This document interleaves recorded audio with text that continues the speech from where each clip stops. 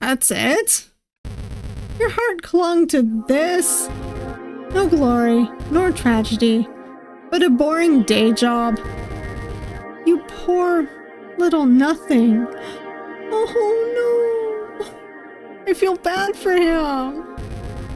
Even Oblivion didn't want you. Stop being mean to Mike!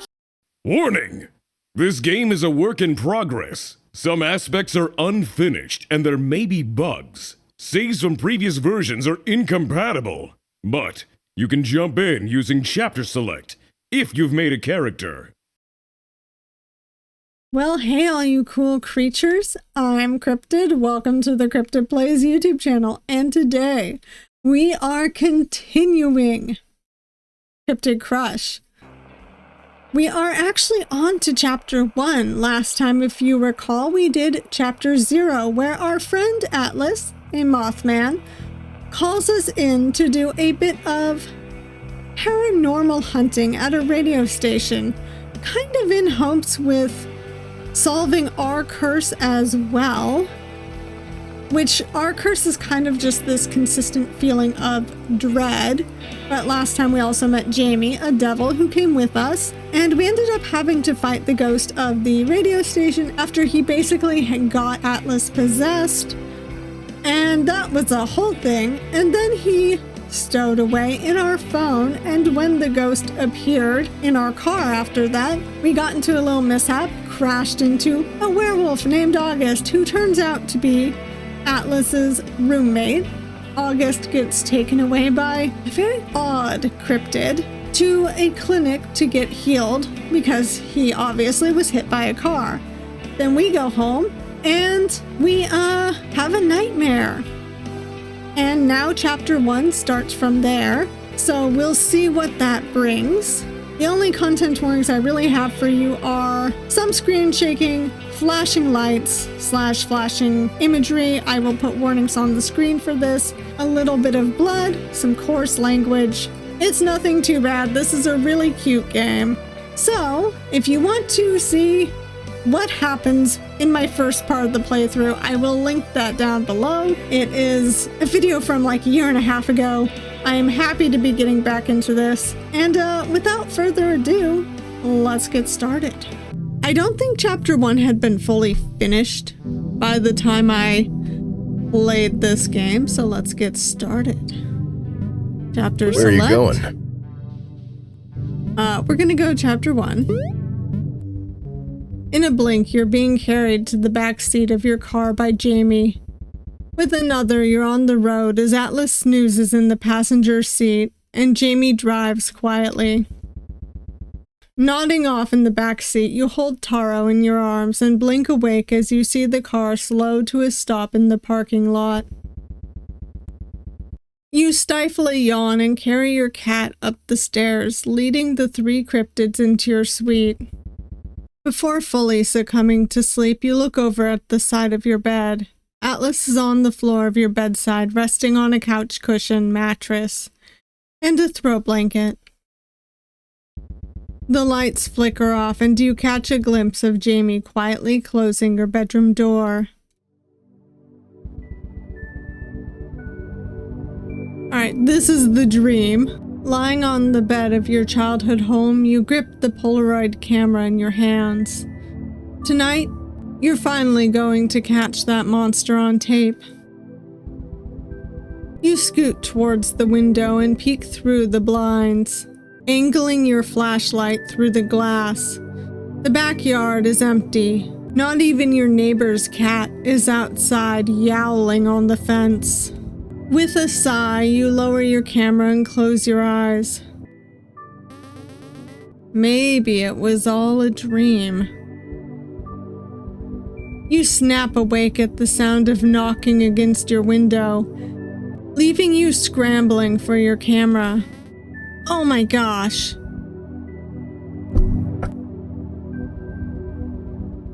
You fumble with the camera and yank the window blinds open, a pair of massive red eyes gazing back at you. You've never seen anything like this before. Now's your chance. Yes, absolutely. Seize this once-in-a-lifetime opportunity. Flash, I think it's all gonna end the same anyways. You take the photo, leaving the creature squealing and tumbling from the window, blinded by the flash. Success!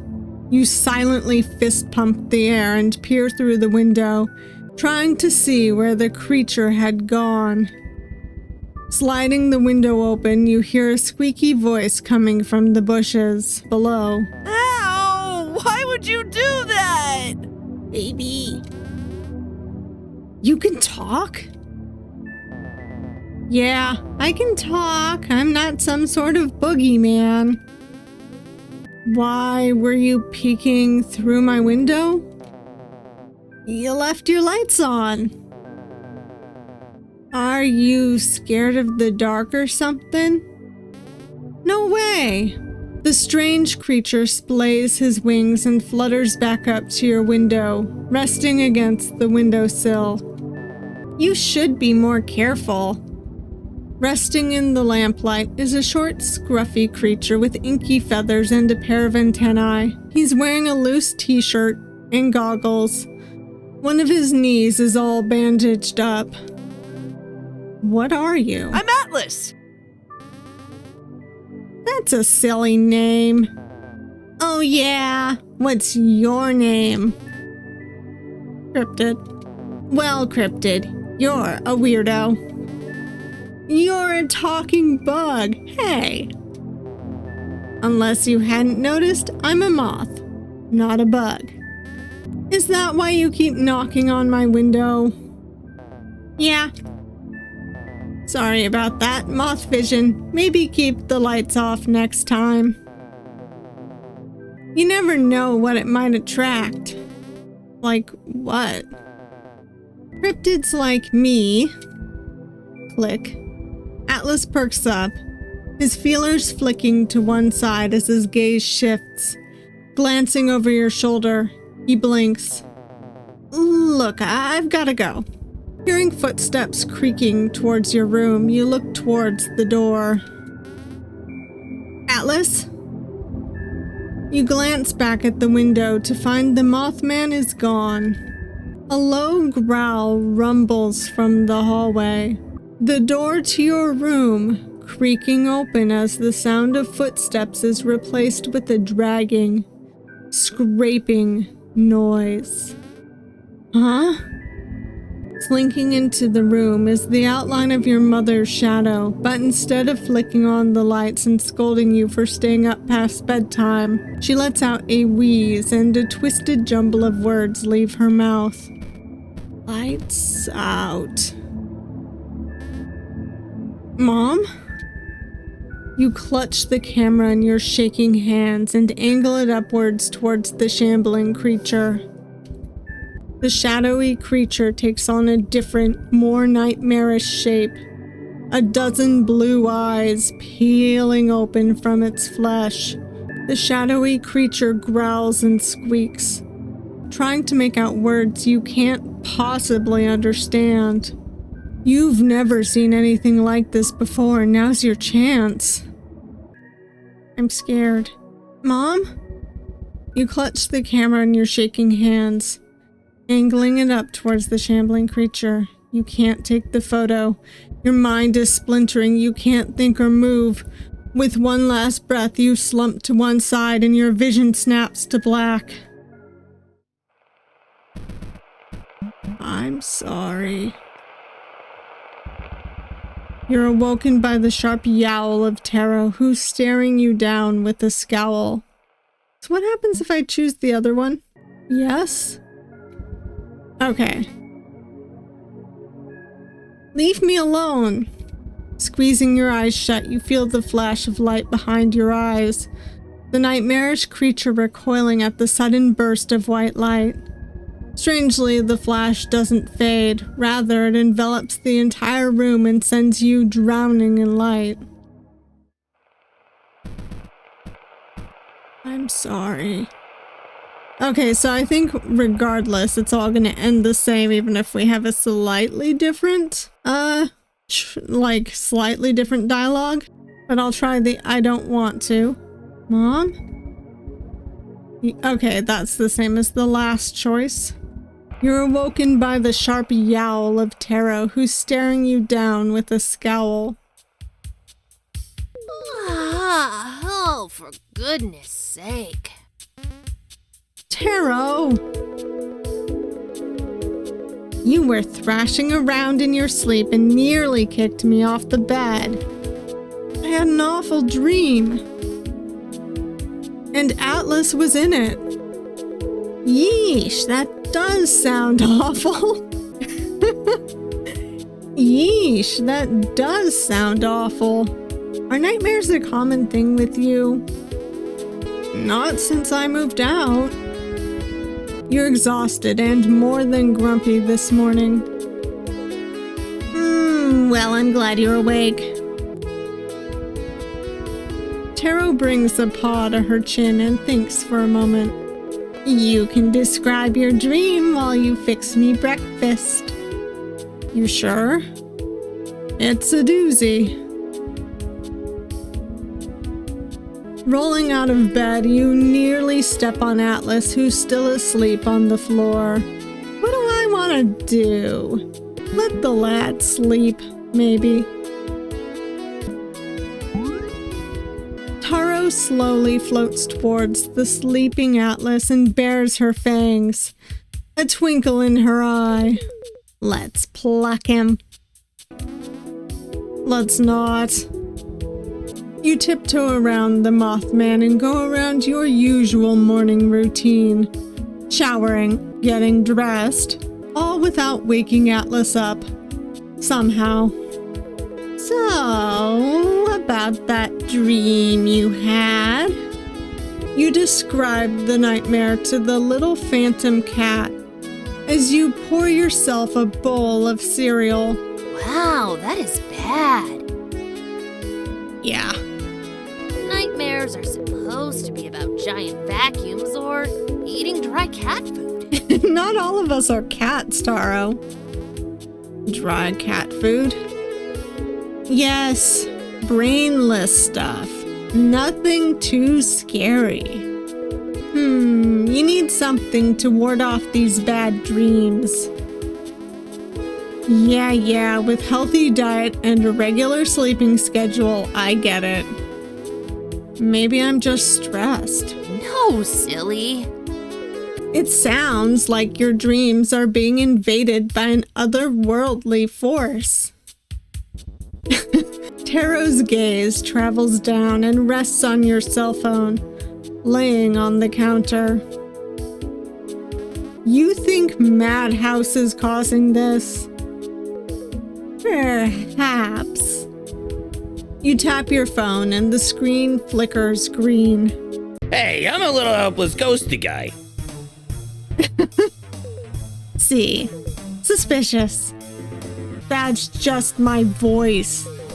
If you're so sure, why were you sneaking around last night? That was you digging around the pantry. I'm incorporeal. You think a plastic container can keep me out? That explains my food budget. Are you sure this cat's a ghost? 'Cause last I checked, ghosts don't eat. Have you ever tried? Plenty of times, but the pizza delivery guys never got past the barbed wire. Almost like they'd get murderlated. Mike and Taro glare at each other. So, we know it's not Madhouse. Hey, if you need a good luck charm to scare off bad vibes, I could lend you my hat. Oh, that's oddly sweet of you. Not this hat, but the real one. Still, I know it means a lot to you. Didn't you die wearing that hat? That doesn't make it any less lucky. No one's gonna rob a grave for your stinky hat. Are you kidding? I'm an urban legend. That hat's gotta be worth a fortune. I love him for as stinky and awful as he is. Even more now that I'm dead. I'm certain any charm would do. Where would I find something like that? I mean, I have a lucky feather, but this seems a little more extreme. You're gonna need some big magic. There's plenty of chic boutiques around here, full of shiny rocks and candles. I'm certain they'll have something to ward off these bad dreams. Sounds like a solid excuse to go out. All that flowery junk is fake. If you want real magic, Edith's potion shop is just around the corner. She paid for an ad read once. Oh, like that sounds any better. It's worth a shot. All right, we'll stop by Edith's. Sweet. What about Atlas? Psh, he'll be fine. Scooping up your keys and wallet, you stuff your things into your pockets and head out the door. Yeah, he'll be fine. All right, here we are. We're on Chapter 1, the Leviathan Waltz.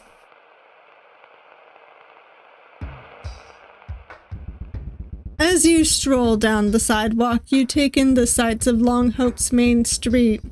Ornate lampposts and old maples dot the boulevard, leading you past buildings and shops.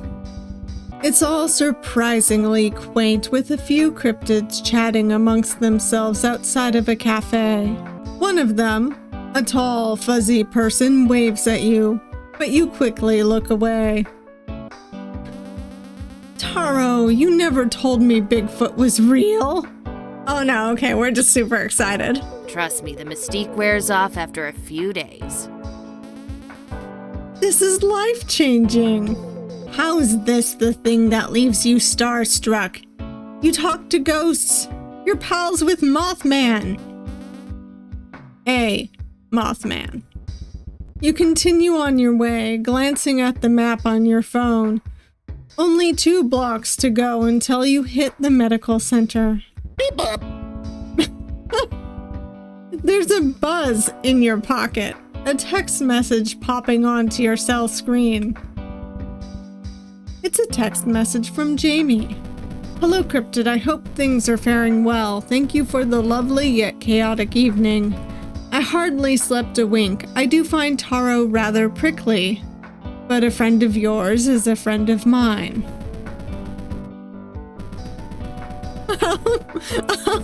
This guy's behind us. Maybe we could hang out sometime? I know someone who may be able to patch up your car. I certainly owe it to you. You start to text back and bonk into a tall, grizzled cryptid carrying several stuffed bags of groceries on each arm, like some sort of power move. Sorry. Hey, you're that one guy. Oz, right? If I can romance him, he's the one I'm going for. I'm getting major cannibal vibes from that mask. Biting problems. You can't just say stuff like that. Oh. Oz leans over and tries to pet the ghost cat, but his hands are full. Determined, Oz shifts the groceries in his arms. To free up one of his hands, he sets a bag down on the ground and scratches Taro's fuzzy face. Taro swats back with her claws and hisses. Taro, be nice. She, doesn't normally scratch. Meow. This one's an exception. Scooping up his groceries, Oz scrunches his bushy eyebrows and squints, trying to force some semblance of a smile, but it looks off. He's so cute. Yeah. You really don't know what to say. Aw, shoot. Speaking of groceries, I've really got to meal prep. He's so cute. I've been living off coffee, peanut butter, and cereal all week. And now I've got to fix my car. How am I supposed to pay for that? Cool, the voice change did keep. Jamie says they know a guy, but can I really trust their judgment? Maybe. Aw, shrugs. Why is he... I don't know why he would know or care about any of this. I know he means well, but Atlas keeps leading me to dead ends. He just doesn't take this stuff seriously. Oz doesn't even know us. Why are we telling him this?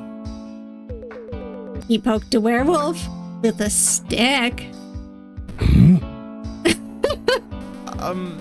You think August remembers what happened last night?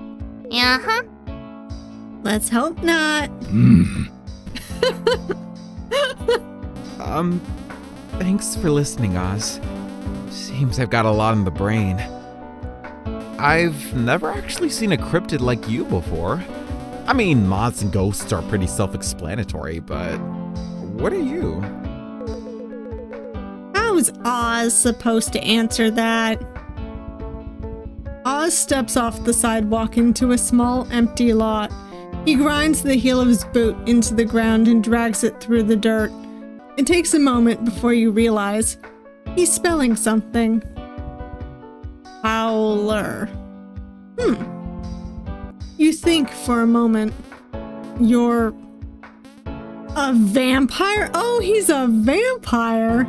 Excuse my dear here. Obviously, you're a zombie werewolf. That doesn't make any sense. Ugh. Oz lets out a hoarse wheeze. Okay, so zombie werewolf. You know, that makes sense. He looks like he has fur. And walks off. He seems nice. Yes, he does. You follow Oz to the Hocus Health Center and Potions and enter to find an unexpectedly cozy atmosphere. As you walk through the shop, you admire the treasures and knickknacks decorating the stuffed shelves. Meow. Hello, anybody home? The front desk is empty, and Oz is nowhere to be found. Where'd he go? The burb! Perhaps I can help. Hopping across the wood panel floor is a large, stark white raven. Edith is caring for another patient and left me in charge. What do we have here? Who's this pasty white morsel? The name's Thursday. At your service. I take it you're looking for the Wolfman. He's resting in the East Wing through the breezeway. I'm certain he'd be happy to see you. Okay, so I am super curious about what happens if we wake Atlas up, but I assume he's still not coming with us? Give me a minute. All right. Wake him up. You squat down and poke the moth's face. Atlas, wake up.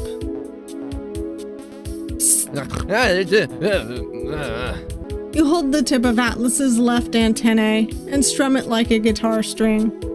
What? Atlas sits up and squints. Cryptid, I'm gonna bite your fingers off. Do you even have a mouth? You woke me up just to ask me that? You're dodging the question.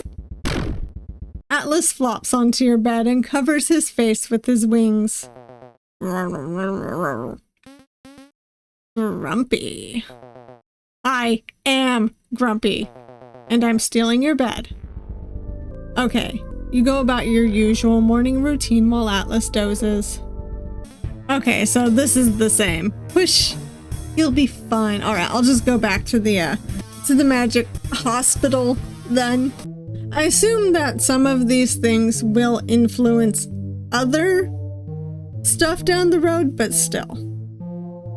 He's resting in the east wing through the breezeway. I'm certain he'll be happy to see you. August is here? There's no way you're ready for that conversation. Totally. Do you have any charms to ward off bad dreams? I've got a monster problem. Are you by chance referring to the three-eyed cat? Meow. I'm not a monster. Ah, well, don't fret, tall one. I'm certain Edith can craft the perfect charm for that. You go on ahead, and I'll let her know what's up. And I'll stay here, where it's safe. Ah, Thursday's smile is so wicked. Very safe. You go on alone, trudging off to the next building. No big deal, you've talked to people before. I'm a little worried that they're gonna get into a fight, but that's okay. You slow to a stop in the last room down the hallway, the room August is cooped up in. There's muffled yelling coming from the other side. Do you listen? Ooh, that's tempting. Yes, why not? Ooh, failure. Let's try again. I wake up this morning and find you're in the hospital. What's wrong with you? I was in wolf mode. You don't get to use that excuse on me. I'm not making excuses. You don't know what it's like. I don't know what it's like. I live with you in June. If you're so unhappy, move out. Go live your life. Oh no. That's an argument right there. Yeah? Who's gonna look after June, huh? God forbid something happens to you. Stop talking about June.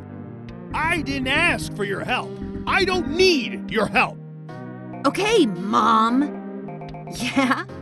You sound just like her. Oh dear. Please don't say that, Hazel. Okay, sorry. Jeez. No, it's all right. I shouldn't have yelled. I've gotta go to class. Let me know when you check out. You hear the sound of footsteps coming towards the door. Storming out of the room is a young woman with red hair and a black beanie. So is she probably his sister? You walk up to August's room and knock on the door. You hear a loud crash and the sound of claws slipping on tile. Poor August. So is June... I assume June's his kid then, but he lives with his sister? Grah, huh? You feel like you're interrupting something. Hey, I wanted to say hi and apologize for running you over. Hey, don't worry, I was already a wreck. Dad jokes, of course. You frown. Just tell me you didn't hear all that. You'd rather not admit you were listening in on a private conversation. Nope. I'm guessing that was your sibling. Okay, so we got that roll. Hold on though, what happens if we don't listen? Alright, let's just say no, and we'll probably say hello to him anyways. Ring-a-ding-ding, ring-a-ding-ding, ring-a-ding-ding, ring-a-ding-ding, ring-a-ding-ding, ring-a-ding-ding, ring-a-ding-ding, ring-a-ding-ding, donk. Stop! You decide not to pry. After waiting a moment, your phone buzzes. Mike, I'm going to smack you. It's Atlas. Thank God, some semblance of familiarity. Hey. Have you seen a big guy with horns and huge chompers? Like, I'm talking spiky. Hey, look who's finally up and at 'em. But no, I haven't seen anyone like that walking around.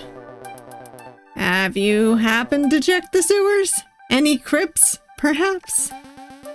Since I'm neither a vampire nor a sewer gator, no. Would you like to? Check the sewers. I mean, gross. Okay, just keep your brain peeled.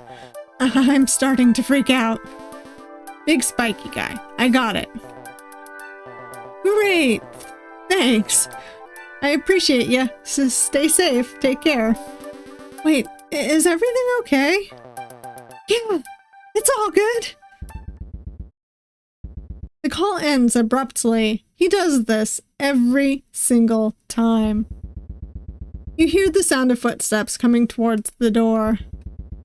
All right. So basically, we didn't listen in, so I don't know if we'll have a roll this time around. You feel like you're interrupting something. Hey, I wanted to say hi and apologize for running you over. Hey, don't worry about it. I was already a wreck. You frown. Just tell me you didn't hear all that? Nope. I'm guessing that was your sibling? Okay, so basically since we didn't fail on our roll on my other save, we're getting the same choice anyway, so we say nope. And this time we didn't listen in. I'm guessing that was your sibling? Little sister. Yeah. She's got a lot on her plate with school and family stuff. I can imagine. Have you seen Atlas? Was he with you? Yeah, he stayed over at my place. Man. I guess this was the last straw. Especially after the Stroganoff incident. The what? You choose to keep that thought to yourself. Atlas doesn't want to listen to me. What should I do? I think Atlas would love something fun together. Why don't you spend some time together? I know Atlas loves mini golf. You could get shaved ice afterwards. It's a little late in the season for that, but we'll figure something out. Thanks. So, do you need something? August backs away, eyeing the nearby window. I was in the area, so I thought I'd check in. I appreciate it. I should be heading home before lunch. Is he gonna try and escape? That fast? I gotta get out of here before the doctor comes back. Oz? No, the mean one. This morning she chased me with needles. Sounds like you have a lot to worry about. Nothing I can't handle.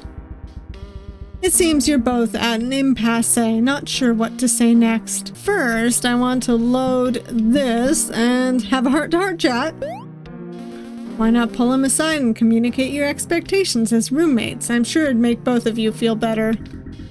Talking would be good, yeah. Thanks. I think this is probably the best choice. He should probably lay out some of what he expects of Atlas, and Atlas should do the same. So, do you need something? I'm gonna say don't overthink it, but I'm gonna go with the middle one. I have a save under that one, so I wouldn't worry too much. If there's a real problem, I'm sure Atlas will approach you first. Yeah, you're probably right. He's always been 2 steps ahead of me. Thanks. Alright. It seems you're both at an impasse, not sure what to say next. So, you're a werewolf, huh? Ah! I knew you would ask. You weren't supposed to find out like this. I could have been all aloof and mysterious.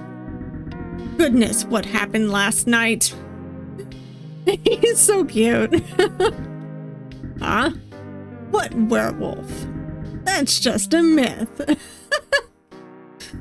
But no, I ruined it day 1.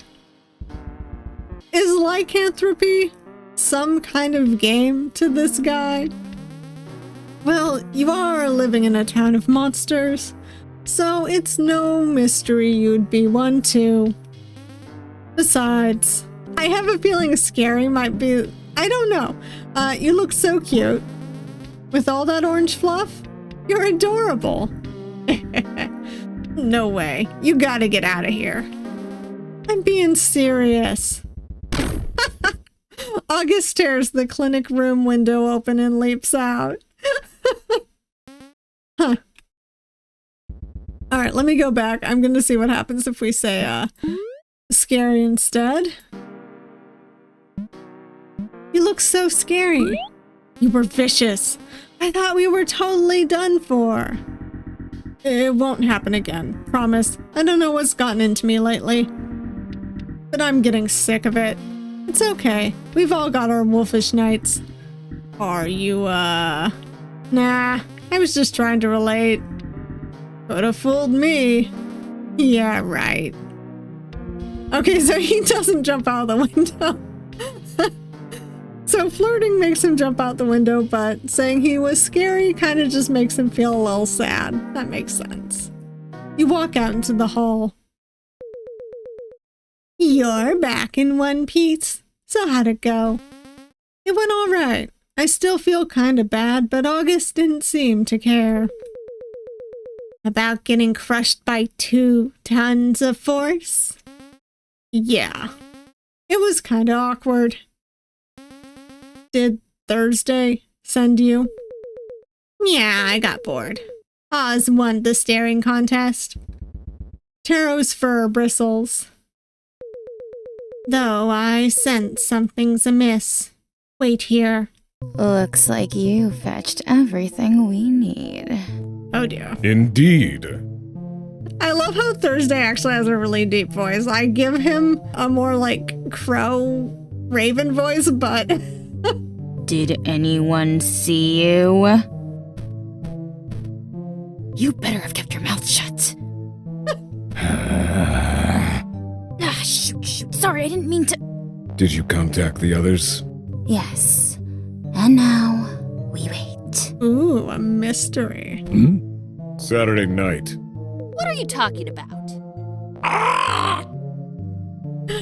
Oh, I think she's one of the other, possible love interests. I'm not sure. I don't actually know who is and who isn't. It's nothing. Uh-huh. Nothing, huh? Then what's going on this weekend? Ozzy. Get her. He won't. No, don't get me. Just kidding. Ozzy wouldn't hurt anybody. Right, big guy? Yeah, I have a feeling he's good at acting. But I love these three. This whole group. Thursday, Oz, Edith. They're so cute.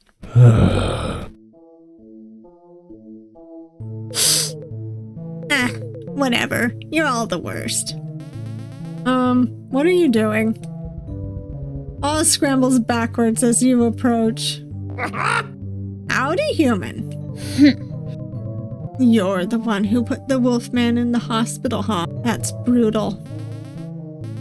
Not on purpose, it was a freak accident. No need to be bashful. I understand. This town must be awfully dangerous for a human, with us monsters lurking around. Are you really a doctor? I'm wearing the coat, aren't I? Anyway, I'm Edith, and this is my shop. I don't trust her. But Madhouse trusts her, I think. I don't know about that. So, a little birdie told me you were having nightmares. That's me. It was you, Thursday. Here, this should help. Edith tosses you a twinkly charm bracelet made of beads. It's tacky as hell, but you can tell it was made with care. Isn't it cute? I love making these things. I like it. Thanks. Ugly. Look, kitty cat, I know it's kitschy, but that thing's a travel-sized protection spell. What does that do? Well, it's a charm that protects you.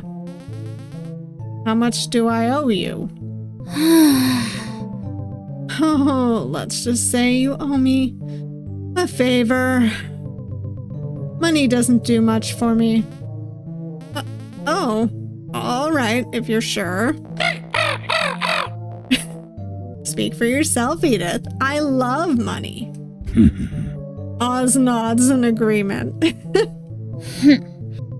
Ignore them. Thursday thinks anything shiny is gold. Oz, well, who knows? So you three work together? We're associates. Youch. That's it? You just have to ask. My God, we can ask some really intense questions. What's between you two, really?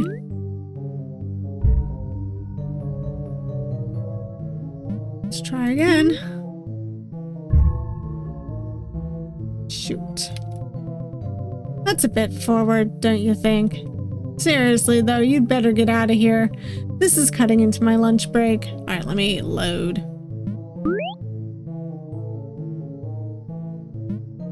What's with the name Thursday? He hatched on a Thursday. I could have sworn it went deeper than that.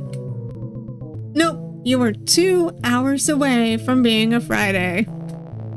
You're both terrible with names. Seriously, though, you better get out of here. This is cutting into my lunch break. Okay. Why are you helping me? The boys threw in a good word. Even if you refuse to sign any paperwork. Besides, I've never seen Ozzy this chatty before. Seriously, though. Okay, I do want to know what's between them. Can I get a 9? We shall see. What's between you two, really?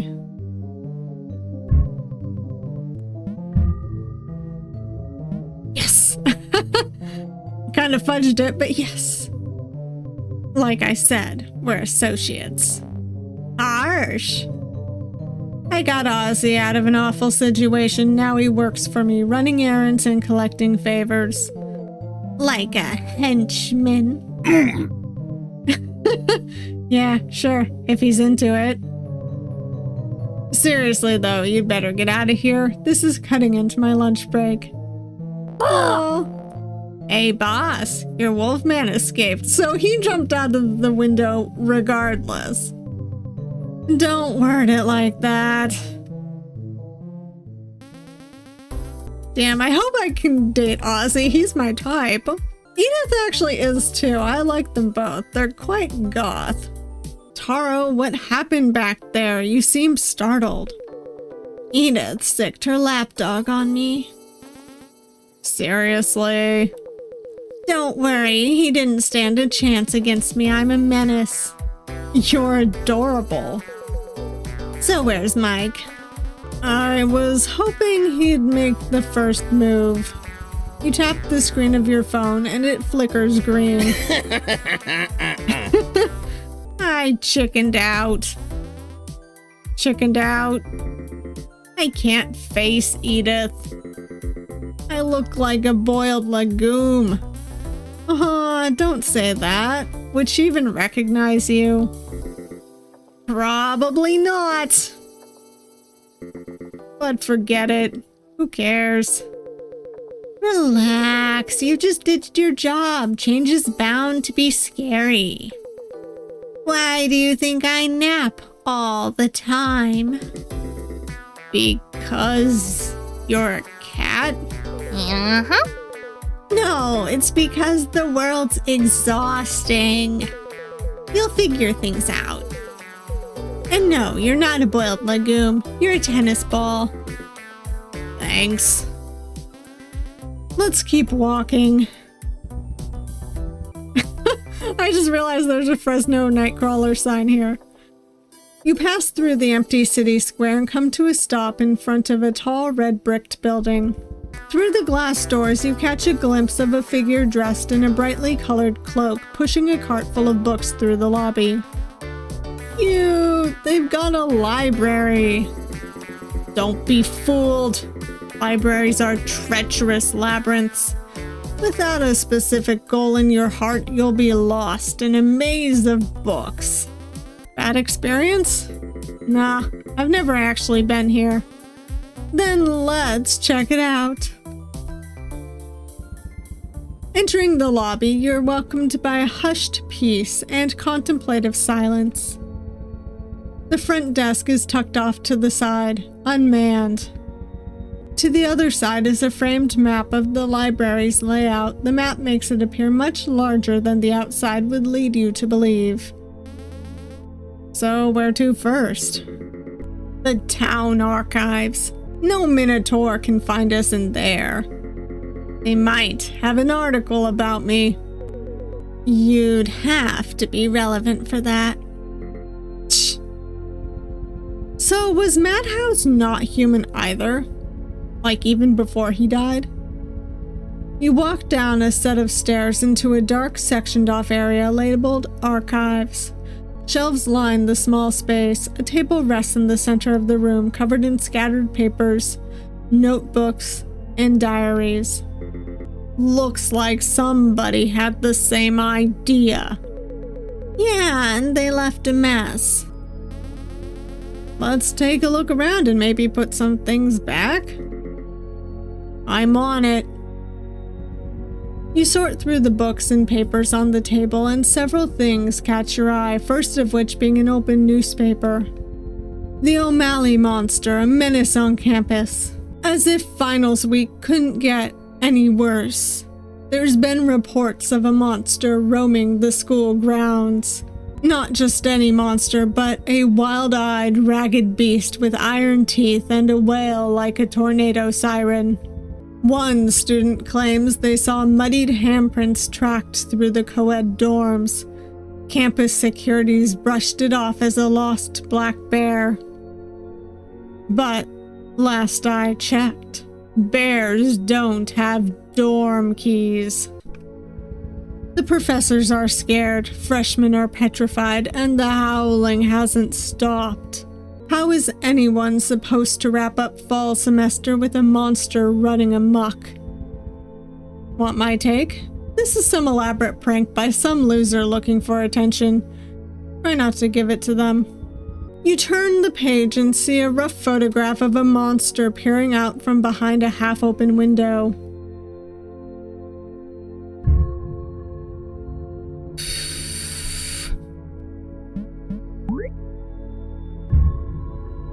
Success. Alright, we're focusing.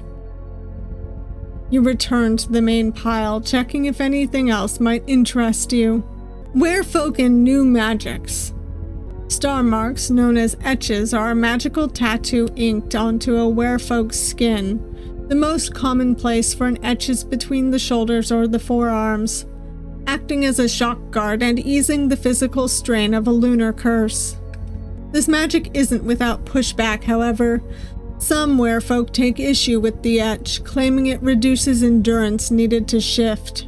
Keeping a clear head under the effects of moonlight is considered a feat of strength. A shaggy fur coat easily masks these markings, making it difficult to tell who's a real lycanthrope.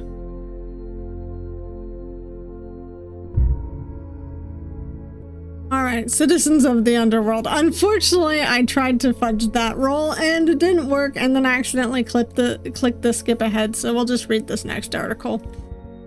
Aha! A hefty textbook catches your eye. A black tome etched with gold and red thread. Lucky find. You pluck the black book off the shelf and admire the handiwork. The face of a large bat, jaws agape, is delicately embroidered onto the tome's face. The edge of each page is dyed a shiny red. Citizens of the underworld. Devils are considered a high-class, haughty demon subtype. Much like their vampire counterparts, devils hunger for life force and tend to keep to themselves.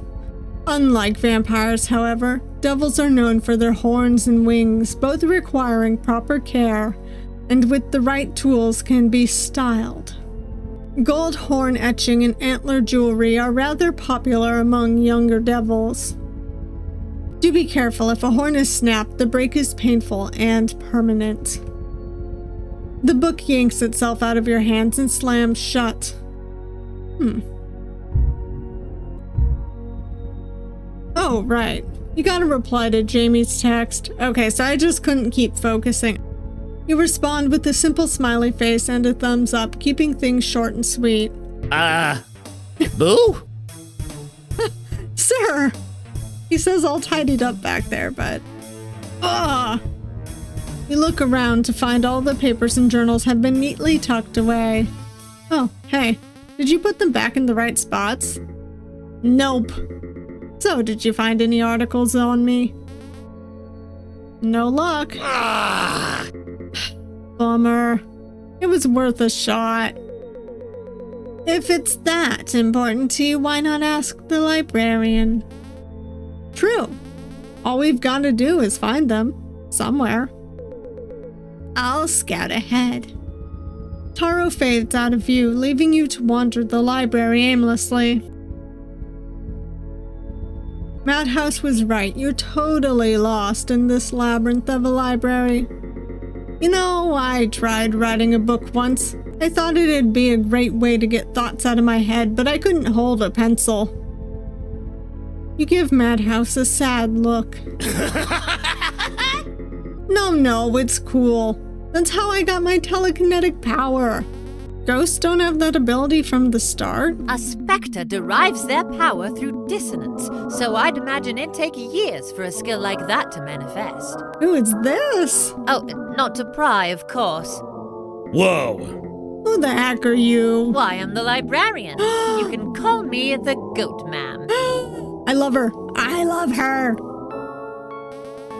There you are. I thought we'd be trapped wandering here forever. You got lost? I knew I should have required emergency whistles on entry. Sorry about that. I haven't gotten around to updating today's map. Can I help you with anything? What do you mean by today's map? This building loves scrambling its layout on the daily, which makes our jobs an absolute nightmare, but I live for the challenge. Yes, no unwhirly magic can dissuade me. So don't hesitate to ask for directions. Gotcha. What else do you know about ghosts? Most specters love passively wreaking havoc, quietly, but just enough to irritate you. But if you manage to befriend one, they're great for countering the summer heat. And they glow in the dark when they're happy. Isn't that adorable? Oh gosh, I'm a little jealous. What are you? Why, I'm a dreadful and fearsome devil. You can tell by my lovely wings and horns. Or what's left of them anyway. Isn't Jamie a devil? I think so. Let me guide you rascals back to the front desk. I want to smooch her. Goat Ma'am takes you through the library, ducking and weaving through the aisles. She's fast. Psst, would you ask the nice lady how to get my body back? Your body? Ew, not that one. Sure, I'm desperate, but not enough to warrant crimes against nature. Well, if we had enough toothpicks, I could sculpt you something out of lime jelly. You'd do that for me? Goat Ma'am, how would a rogue ghost go about regaining, let's say, their limbs? Necromancy's out of my jurisdiction, dear. Not like that. Oh, thank goodness. Is there any way to, glue him back together? Well, the best thing one can do is strive to find peace and move on. Not happening, Granny. Is it not a spirit's goal to find eternal rest? You should take this time to reflect. Ah, never mind. Get me a necromancer. Aw, aren't you a silly one? Let me get you kids some helpful pamphlets. She's so cute. Strolling out of the library, you flit through the pamphlets the goat ma'am gave you. Phantom Hunger Pains, To Charm a Reaper, Share the Abyss, Life in Ectoplasm? These are all terrible! Actually, open that last one, it sounds interesting. You unfold the ectoplasmic pamphlet and Mike begins quietly reading over your shoulder. Let's find a place to sit and read these. Now I'm invested. I think we passed a cafe back there. Perfect.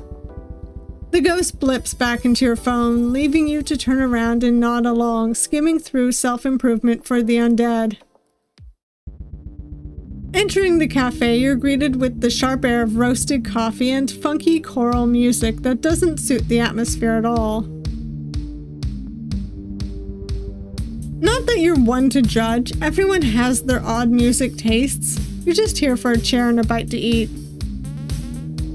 Are you in line? Standing towards the counter is a bundled up cryptid hunched over a tiny coffee cup, dressed in layers of warm clothes and a fuzzy hat to match.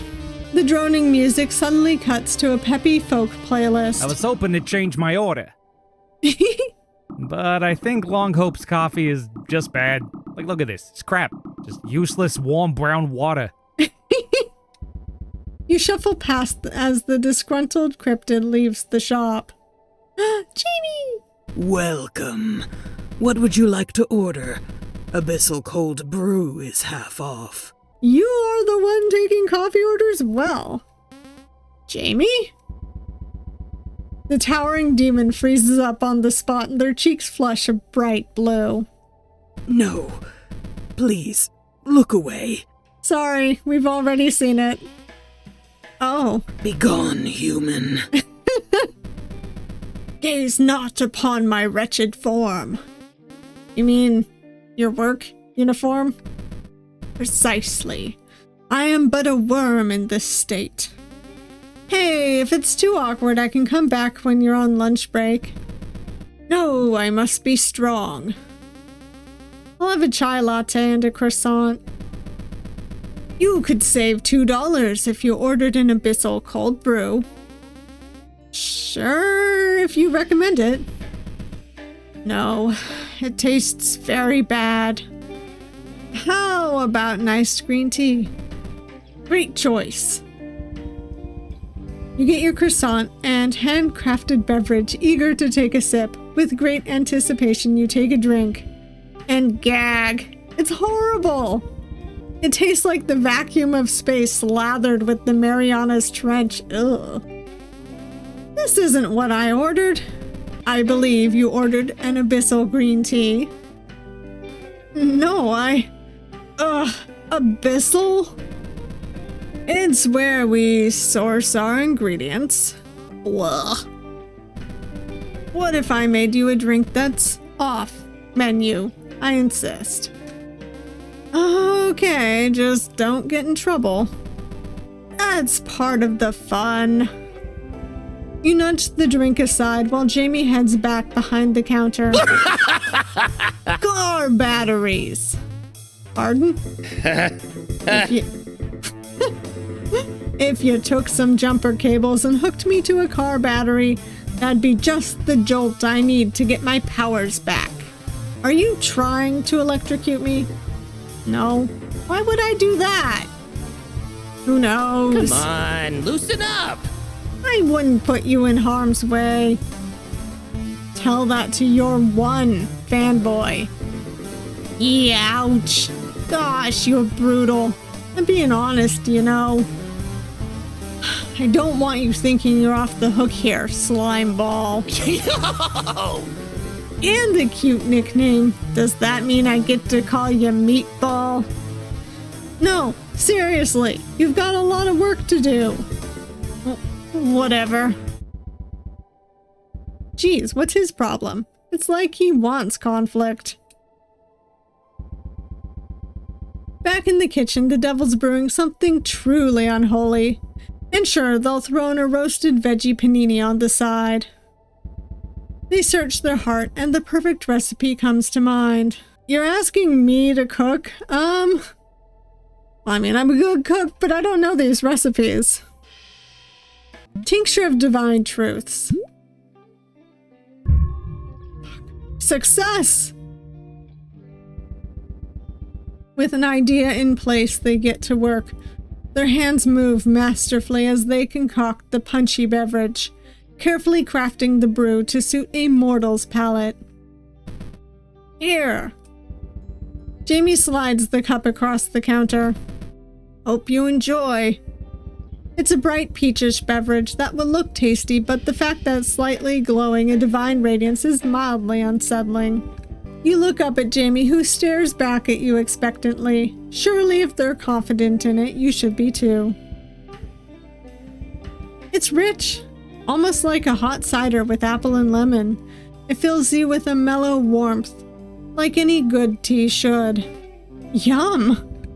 You give Jamie your thanks and leave the cafe. You head outside to find the perfect bench to rest upon.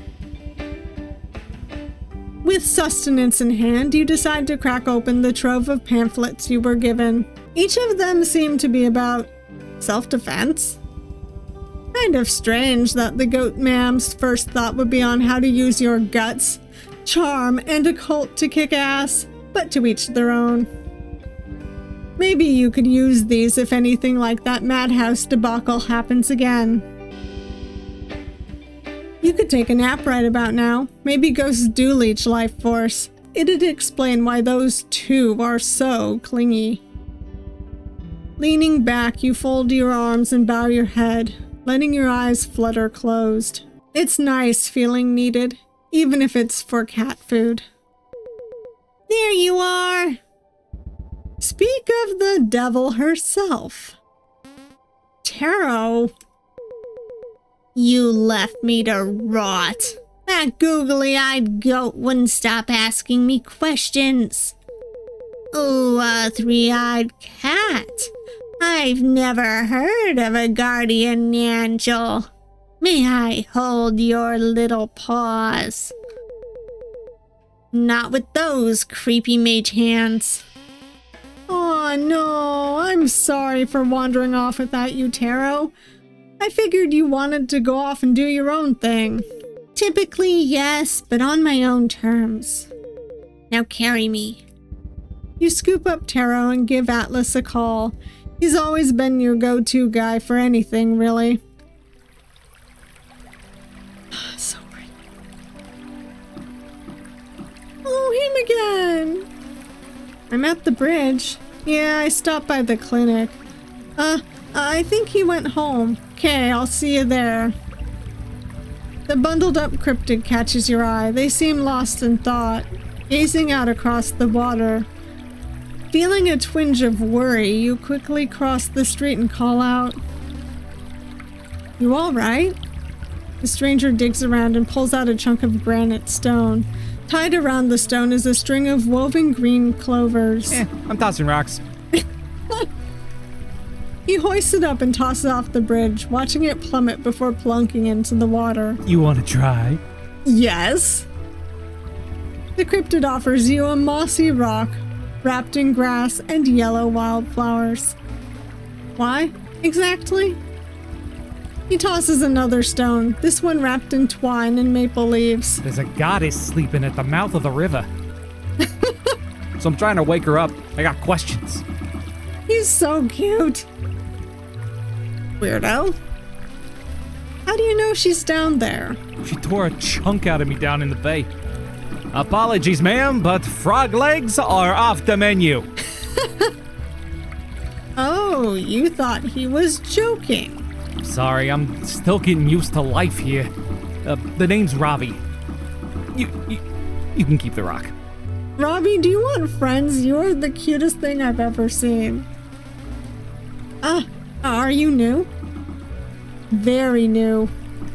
It washed up on the beach like a piece of soggy driftwood. That's a real fairy tale entrance. Maybe fate brought you here.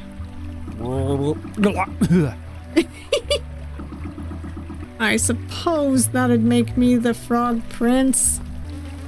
I thought you were a fish. A monster either way. Where are you from, Robbie? Cape Ann, which is roughly 3 gazillion miles away. So no matter how you spin it, I shouldn't be here. Unless you're an astral projection? Ugh, don't even joke about that junk. So what's your plan now? Hitch a ride out of town, find a nice pond, and hibernate till spring. Do cryptids generally hibernate? Robbie wheezes a strange laugh. Cryptids! Is that what folks call us? Like I'm some kind of space alien. I figured it was an umbrella term. That's hilarious! And not at all like what they call us back home. Which is... Eek! Get away, you monster! That's terrible. Psh! It doesn't bother me. Or that's what I would say if it didn't actually bother me. Well, I think you're a pretty cool frog prince. Wow, you think so? Oh my god. Yes. Alright, before I go further with that, I'm gonna stay with the where are you from, but I want to know what the goddess looks like. Like me. Green, long fins, awfully territorial. Like a little slice of home. Alright. Yes, you're the coolest frog prince, Robbie. You have a place to stay? I'm squatting in some greenhouse I found. The humidity's easy on the gills. The two of you gaze out over the river, hoping some water-breathing dragon would burst from the waves, but nothing happens. With a curt nod, Robbie departs. Hey, Wait up! I was wondering when you'd show up. What's up? Finally, Atlas is here. I'm loving our voice. I think we discovered a new type of possession. Oh, yeah? I'll call it paranormal poisoning. Fair enough. Complete with alliteration. Cool, right? Yes. By the name alone, I'm guessing it's some sort of supernatural leak that bleeds into someone else's life essence. Bingo. You're pretty sharp. I made that up. Oh. Don't screw with me. Okay, continue. I'm listening. So, paranormal poisoning isn't absolute possession, but rather a weak indirect influence. Like keeping a haunted doll by your bedside. Or drinking a can of haunted soda. You got it. How'd you figure this out?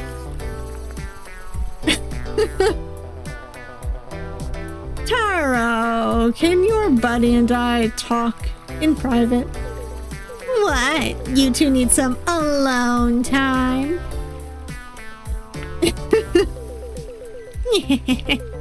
I'm just teasing. You two get along now.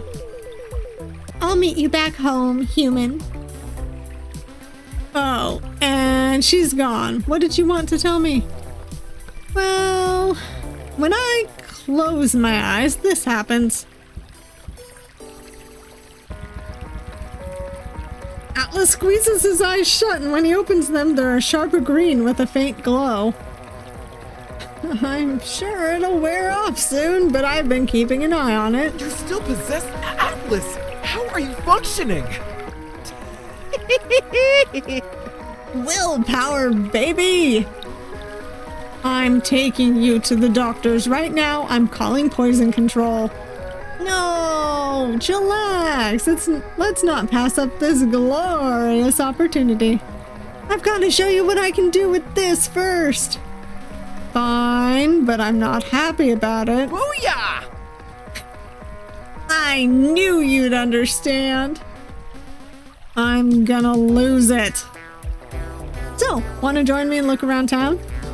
You're still looking for a toothy, spiky guy? With no eyes. Aren't you just describing Madhouse? Nuh-uh. So, you wanna come with? Sure, it'll be good to catch up. Great! Let's go! How's the Atlas household? We're doing good. I'm in the middle of negotiating a family chore chart. No, I mean back home.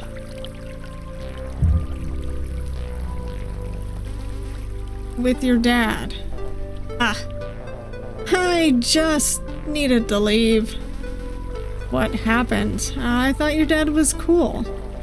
I had a vision. Like a bad one. Did you tell Atticus about it? That's the thing. I think he was I shouldn't dwell on it. This is the Mothman we're talking about. So what about you? How are you liking your new home? What happened to your dad? Huh?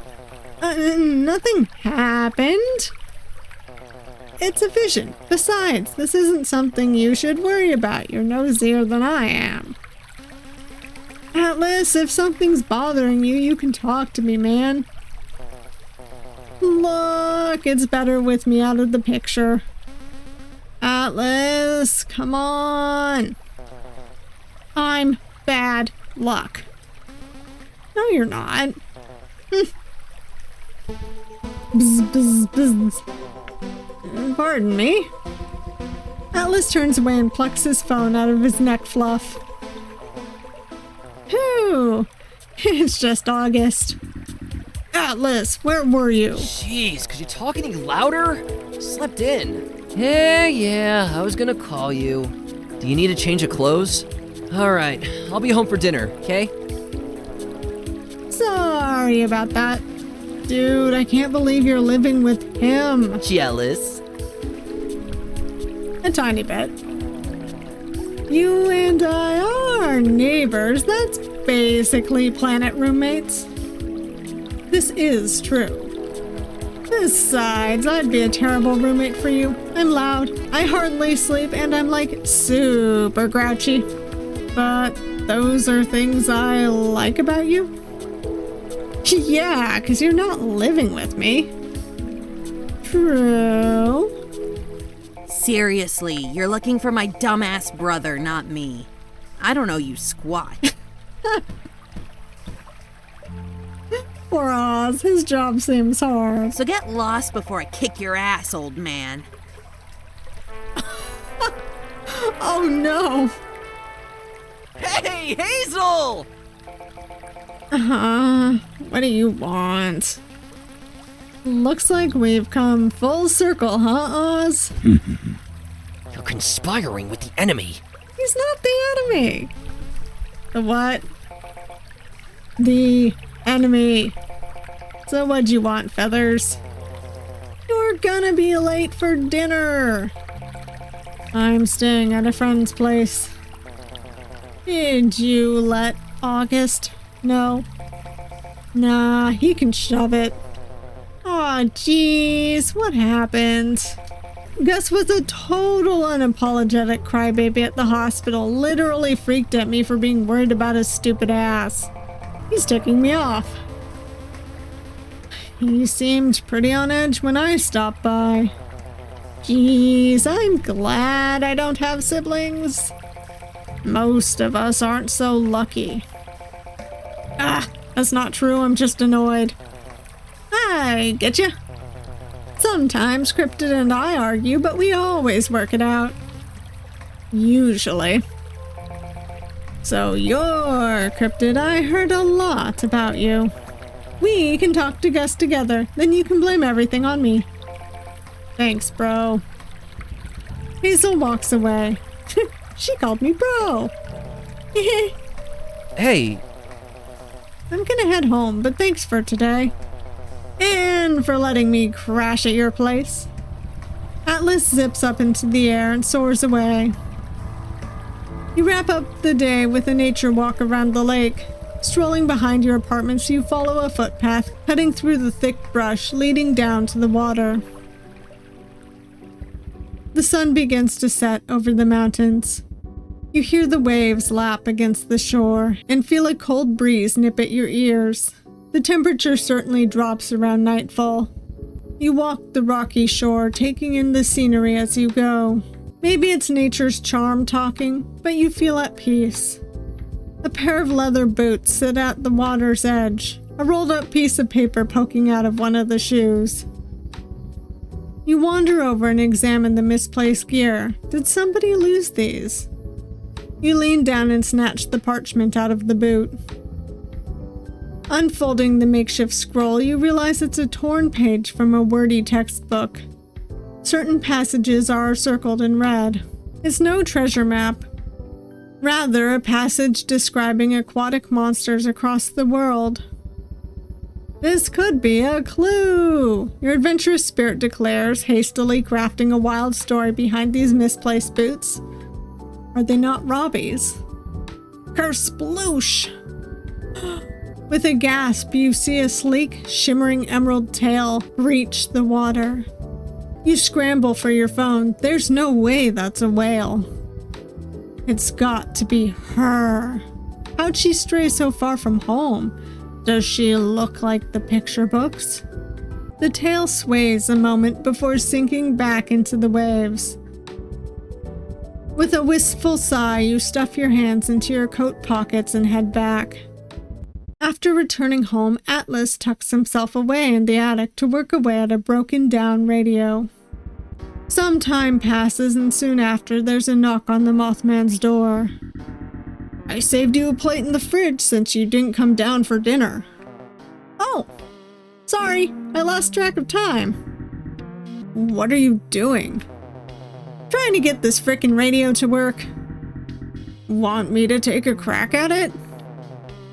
You'll break it. August sits on the edge of Atlas's bed, folding his arms behind his head, and falls back onto the comforter. You're probably right. I'm sorry about last night. I should have stayed with you when you were hurt. It's okay, I was rather unpleasant back there. August seems hesitant, his words hiding what he's really feeling. You think you could run some errands while I'm out tomorrow? I need you to pick up some fabric, then swing by the pharmacy for me. Sounds boring. Consider it a second chance after last night's kerfuffle.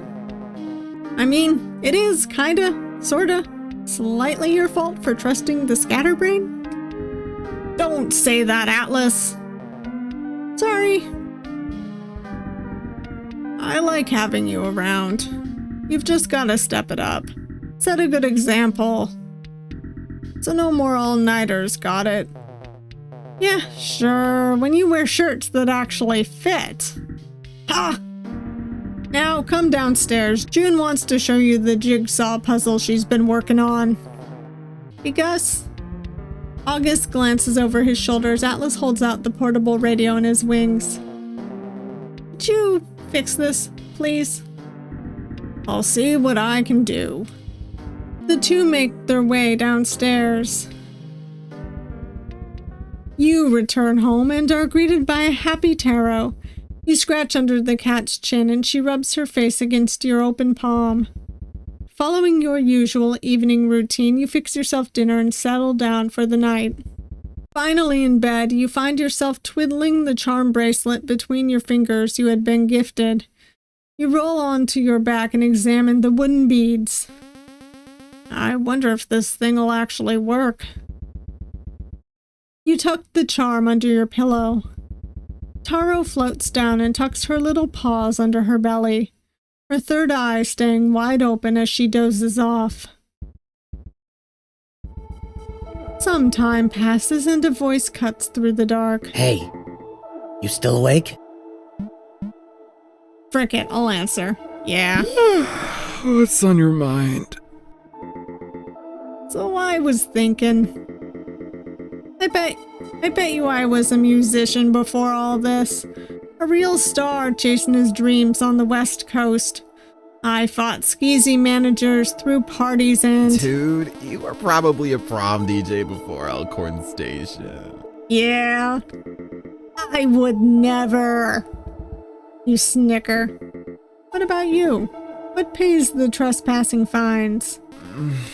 Well, I worked at an electronics store, then part-time at some seasonal haunted house. Also, I've never been caught, so shh. I can't get over how cute our voice is. Oh my god. But, but my goodness, so cute. Haunted house, huh? What, you like a theater kid or something? Band kid. Of course. I played the tuba. Oh my gosh, me too. Probably. Ooh, what did you play?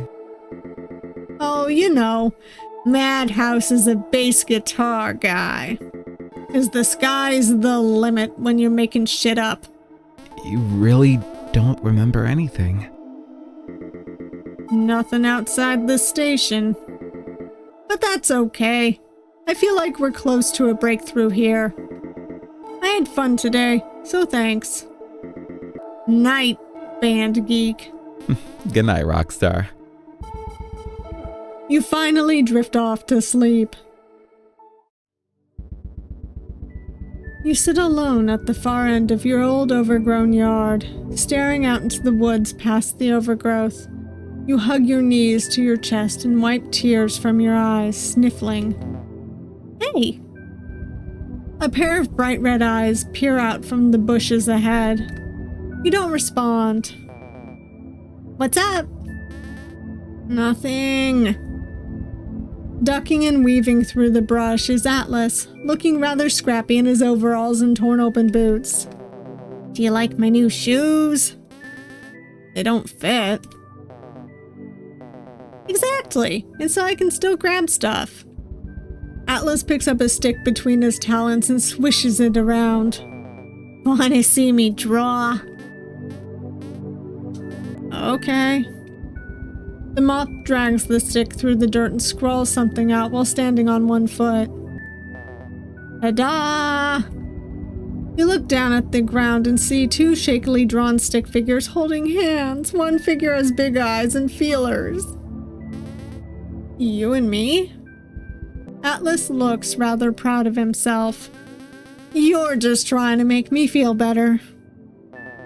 Is it working? What's the matter? Nobody believes me. Believes what? That you're real. Everyone says, ooh, you're playing pretend. That's just your imaginary friend. The photo! Didn't you take my picture? It's too blurry. Hopping across the ground, Atlas flops onto the fallen log next to you. Sounds like you need more proof. He digs around and plucks a feather from his neck fluff. This should do the trick. A feather. Everybody's gonna think you're a crow. You hear leaves rustling, heavy footsteps marching through the dense forest behind you. Huh? Who's there? You look back and see Atlas is gone. Your backyard, the forest, everything is gone. Wake up. Towering over you is a gruff, long-haired stranger dressed in a white t-shirt and slacks. A piece of copy paper with a squiggly face scribbled in markers taped to his face, acting as some lousy mask. Oz? What are you doing in my dream? The intruder claps a hand to his chin and peels the paper off his face. He's so cute. Bad disguise. The howler hoists you up in his burly arms. His hands are rough, and his forearms are etched with tattoos. Watch your head. Oz tosses you like a trash bag and you fall out of bed. Laying on the floor, you stare up at the ceiling, your heart racing in your chest. You hear a knock at the door. Oh, so he was warding it away. I don't know if he was specifically, but I assume he was. Did I say you hear a knock at the door? Well, whatever. And another knock at the door. Are you going to get that? Absolutely fuming, you leap to your feet, march through the kitchen, and glare through the peephole. Whoever it is, they're blocking the peephole. You open the door. Good morning. You're relieved it's a friendly face, but irked at being woken up at such an early hour. Couldn't you have just texted me? I feel like more texts might be rude since your phone is now home to a ghost. Mike's not a digipet. Can I come in? I brought breakfast. Jamie reaches into their day bag and pulls out a fragrant loaf of pumpkin bread alongside a plate of muffins. You look at the muffins. All is forgiven. You step aside, letting the devil into your apartment. Jamie's horns clonk against the doorframe as they walk inside. I want to write August a sympathy card. Jamie strolls through the kitchen and places their bag on the table. Reaching inside, they pull out a fistful of markers and a blank card. That's not a bad idea. What would August like? Let's do with a drawing. A picture is worth 1,000 words. Just draw whatever's in your heart. My heart?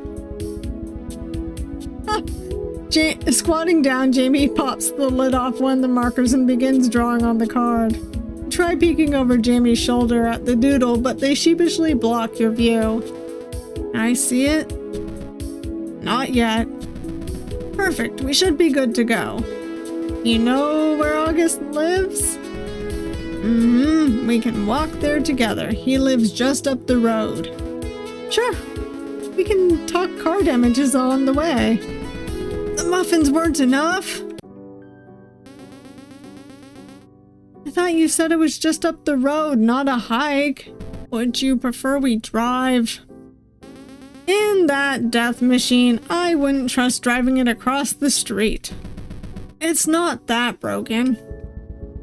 August's cabin is exactly how you'd expect, in the middle of the woods, rustic, overgrown, but sturdy. The furniture on the porch looks hand-carved, potted ferns resting on each step leading to the front door. And the only thing out of place is August, shovel in hand, digging a big hole.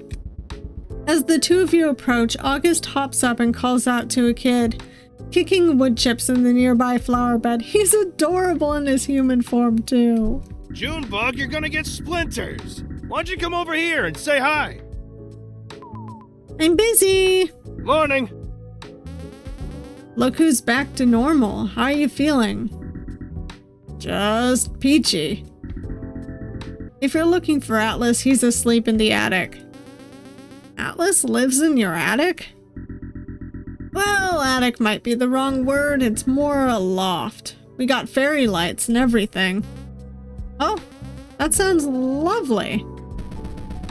Atlas is a serial couch surfer. He'll crash wherever he can fit his feelers into. Oh, boy. The lad's down on his luck, that's all.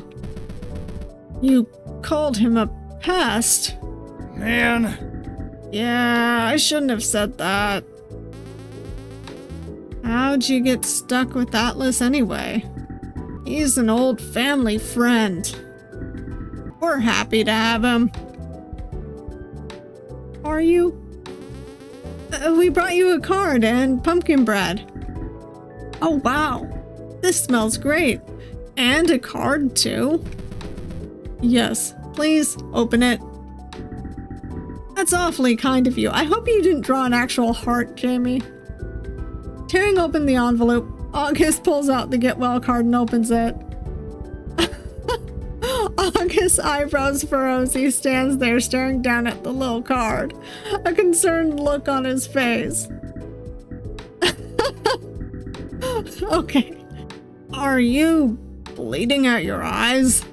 If that's how you interpret it. Who's the little blue guy on top of your head? That's my soul. Damn. Didn't know you were a baker and an artist. That's so cool. Jamie grins. August chuckles, tucking the card into his back pocket. Thanks, you two. August throws an arm around you and Jamie, giving you both a friendly side hug. Oh my god, there's June. Hope you get better soon. You give Jamie a gentle nudge. Yeah. Jamie jumps and angrily looks around, only to realize it's a puny red-haired girl yanking on their tail. She looks up at Jamie and asks, "Is that a mask?" "No, it's my skull." "Is your brain in there?" "It should be." "Can I see?" "I would die." "Hey, you rascal. This is my daughter, June." "Did you know octopuses have 9 brains in their arms?" June kicks the devil's shin. Holy crud, kid, be nicer. "Tag, you're it." She runs off, yelling and flailing her arms around. "What? I'm sorry for scaring you. Have you ever played tag? You're supposed to chase her around." "Yeah, it's all in good fun." "Okay, sure. That sounds easy enough. I can have fun." They'll be fine." Glancing at the large shovel August is leaning against, you raise an eyebrow. There's no shrubs or saplings around needing to be planted. What's with the hole? "I'm doing some yard work." "Uh-huh. I find it relaxing." "This feels like a werewolf thing." "I'm certain it's a normal human thing." "Maybe if you're a gravedigger." Gravedigger? August tumbles into the Get a hole. load of this beefy boy digging around the dirt. It's great to meet you, bud. Oh my god. You're haunted? Double haunted, actually. And you're okay with this? No. For now, at least. I can't believe a werewolf's fallen for me. Did I come on too strong? August hoists himself up out of the pit, rubbing his back while he winces. "Oh no, I got the message. August, meet Madhouse Mike. He's a lot." Oh, like the radio guy. Exactly. I'm a ghost in need of a man with a shovel. Wait, you remember me? Vaguely, but that paranormal stuff makes me queasy, so I try to avoid it. That's okay. It's not for everyone. One sec. Junebug, time to get ready for school. June, no biting. Help me. What is your plan exactly? You're gonna find my body and my hat too. That bastard's gotta have it. Mike, this feels wrong. Is this really how you'll find closure? Sure, if closure involves shovels and felonies. We're not doing that. Fine. I'll do it myself. Give me your phone. I'm not giving you my phone. Ah! Okay. Look, Mike, I know you're desperate, but you can't force people to do what you want. Like drinking poison. You've got a lot of nerve, meatball. Seriously, though, is Atlas okay? He's alright, but why don't you ask him? Just shove me in a meat grinder. Don't be so dramatic, dude. If you apologized, I'm sure to clear the air. Meat grinder. Ugh. Welp, thanks for stopping by, you three. Not a problem. Yeah, it's always nice getting to know your neighbors. Could you give us a tour of the graveyard, neighbor, since we're new in town? Why there in particular? It's for my spiritual well-being. That is a rather important journey. I admire a ghost taking charge of his afterlife. Ugh. See, all I had to do was ask. I'd be happy to help. You're not creeped out? Nah, I hear it's a great spot for mushroom picking. Not alone, of course, but that's just common sense. So it's settled. How about I swing by and pick you up after work, since it's a bit of a drive?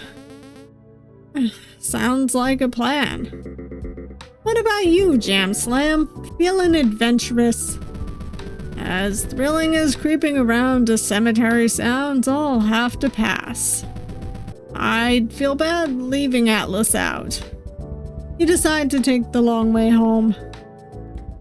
While you're walking home, you spot two figures, recognizing one is Goat Ma'am, who's pacing around. I wake up to find half my zucchini patch has been chewed to bits. Some hooligan's been ransacking my garden. Sounds like a giant woodchuck. Oh, now who's this? The second figure is a tall woman dressed in a nautical blouse. Woodchuck?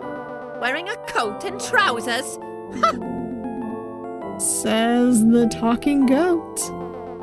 Unrelated. You stroll into view, catching the Goat Ma'am's eye. She greets you happily, while the woman looks on. Good morning, dear. Have you seen a fellow with the most dreadful posture wandering this street? Oh my! Someone's been stealing rocks and plucking flowers from Parsnip's garden. Goat Ma'am! Her actual name's Parsnip? I'm not calling you by your wizard title, Parsnip. That's too silly even for me. It's endearing. You don't see me wandering around calling myself human, ma'am. That's because you're not a creative person. I think she's gonna say not a human. Phew! So have you seen him? Sounds familiar. I did stroll by a guy skipping rocks yesterday. Into the river. You think back to the stone Robbie gave you and frown. It's still in your coat pocket. Can you steal rocks? Maybe. Yeah. Noted. The woman holds her hands out for a shake. I'm Tessie. It's nice to meet you. You reach out and the two of you shake hands. Her grip is firm but gentle. Cryptid. Goat Ma'am. Tessie chuckles. I'd better get going. You should swing by the lake sometime. And let Froglegs know purple lupine flowers are my favorite. Tessie smirks and gives Goat Ma'am a big pat on the back before sauntering off on her merry way. Hey, wait a second. What is it, dear? Never mind. Now where's your ghostly companion? I do hope those pamphlets were helpful. Yeah, thanks. Meanwhile... Face down in the dirt is the self-proclaimed Frog Prince, sprawled out like he's giving the earth a hug. A lone zucchini rests within Claw's reach. A weapon, perhaps. This is starting to feel like a crime scene. Hey, you okay? Craning his head to one side, Rob opens his glossy fish eyes and squints up at the bug staring down at him. Maybe he's overheating? Atlas reaches over and touches Robbie's fluffy hat. The fish man doesn't budge. He plucks the hat off the fish man.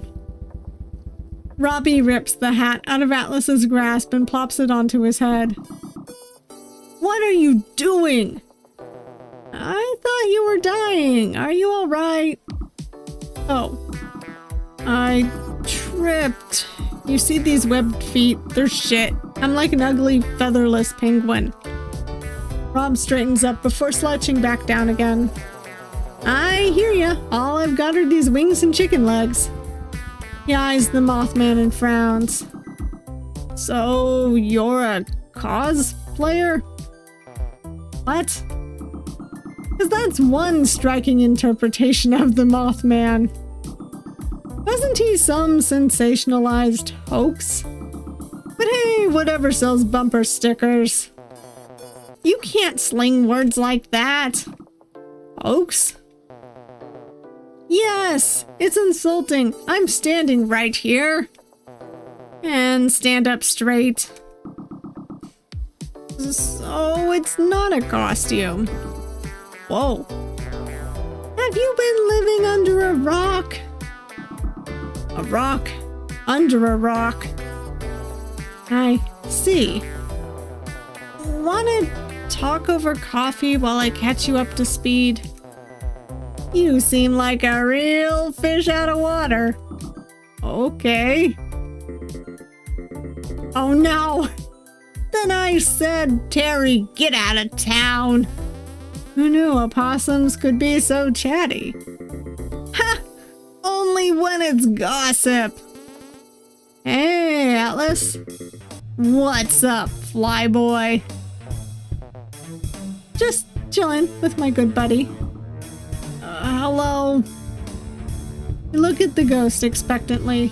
He's going to say something, and you know it can't be good. Atlas, I just wanted to say, what a rebound. You got a thing for green guys and hats. That was a question from your Darkwatcher interview, wasn't it? It was? And you thought I wouldn't notice. Looks like Mike's out of material. Oh no. Atlas's eyes flicker a sharp green with a faint glow. Ugh, you look terrible. Your face is gonna get stuck like that, you know. Have you been taking care of yourself? Oh, I know! A riddle would perk you right up. Is this a prank? No? Then piss off. You got it, boss. Atlas?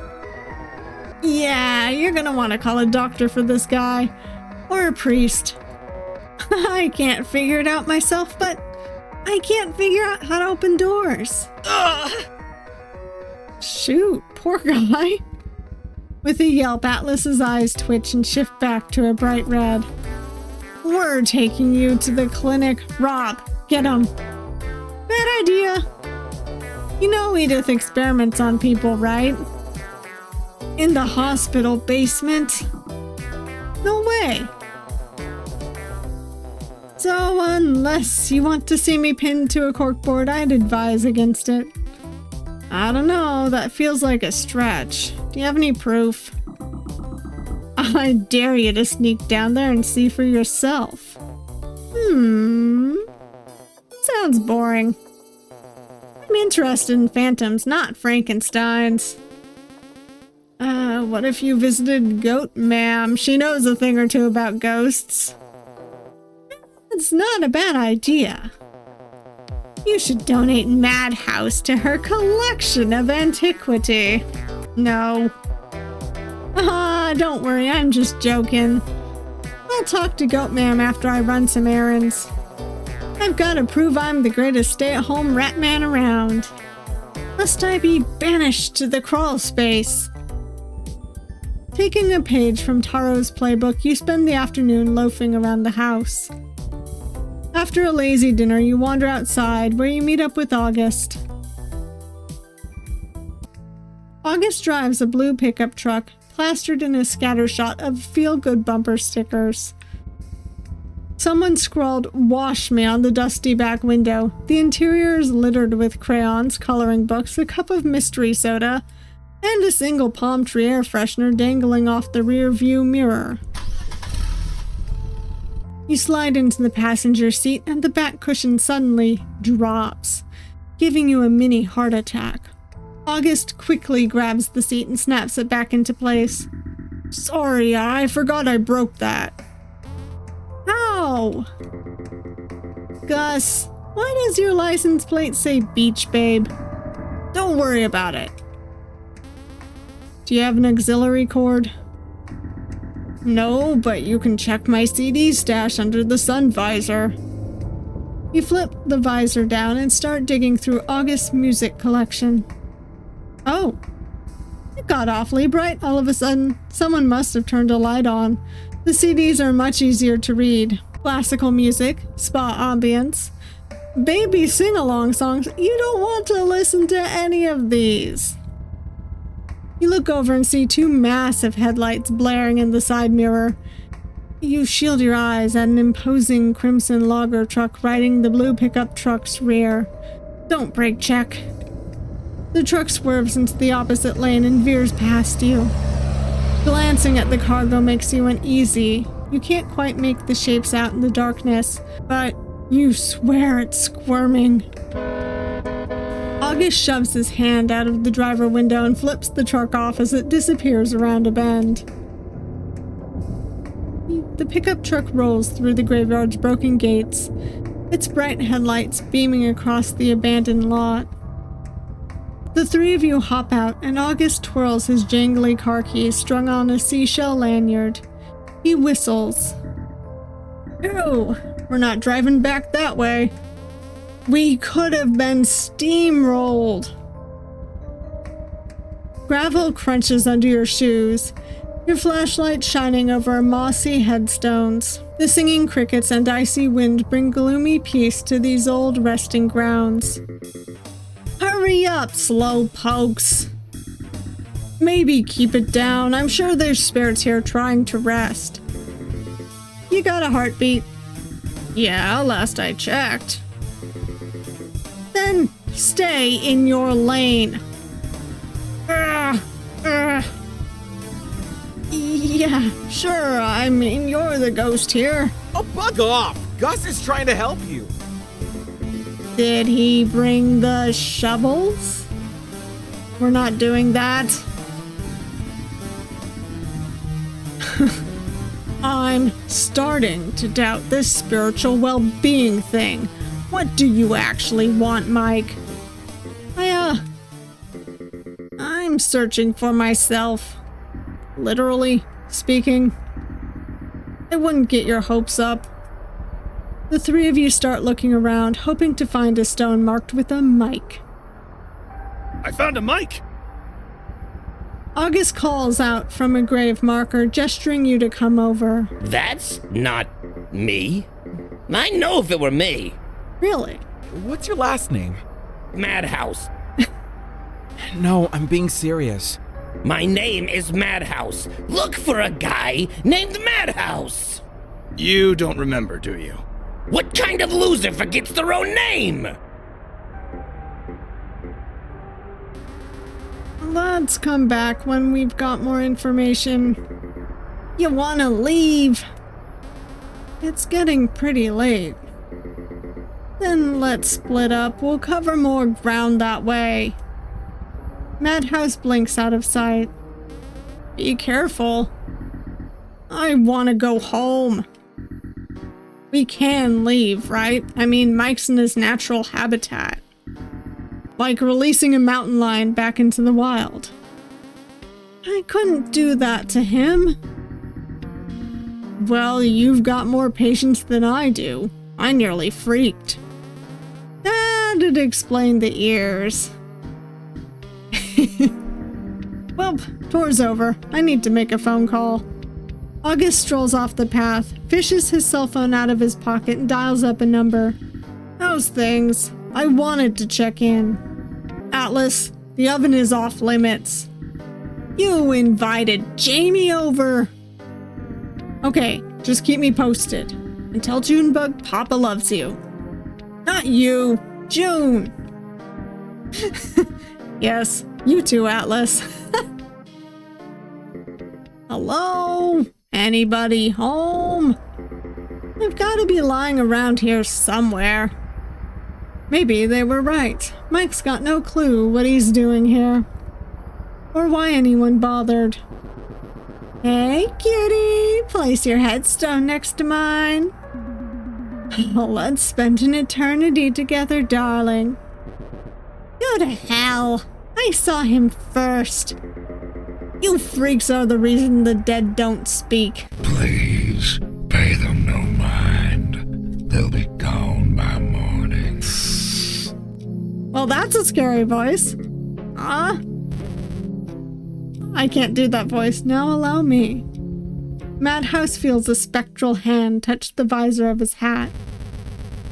This moment's rather precious to you.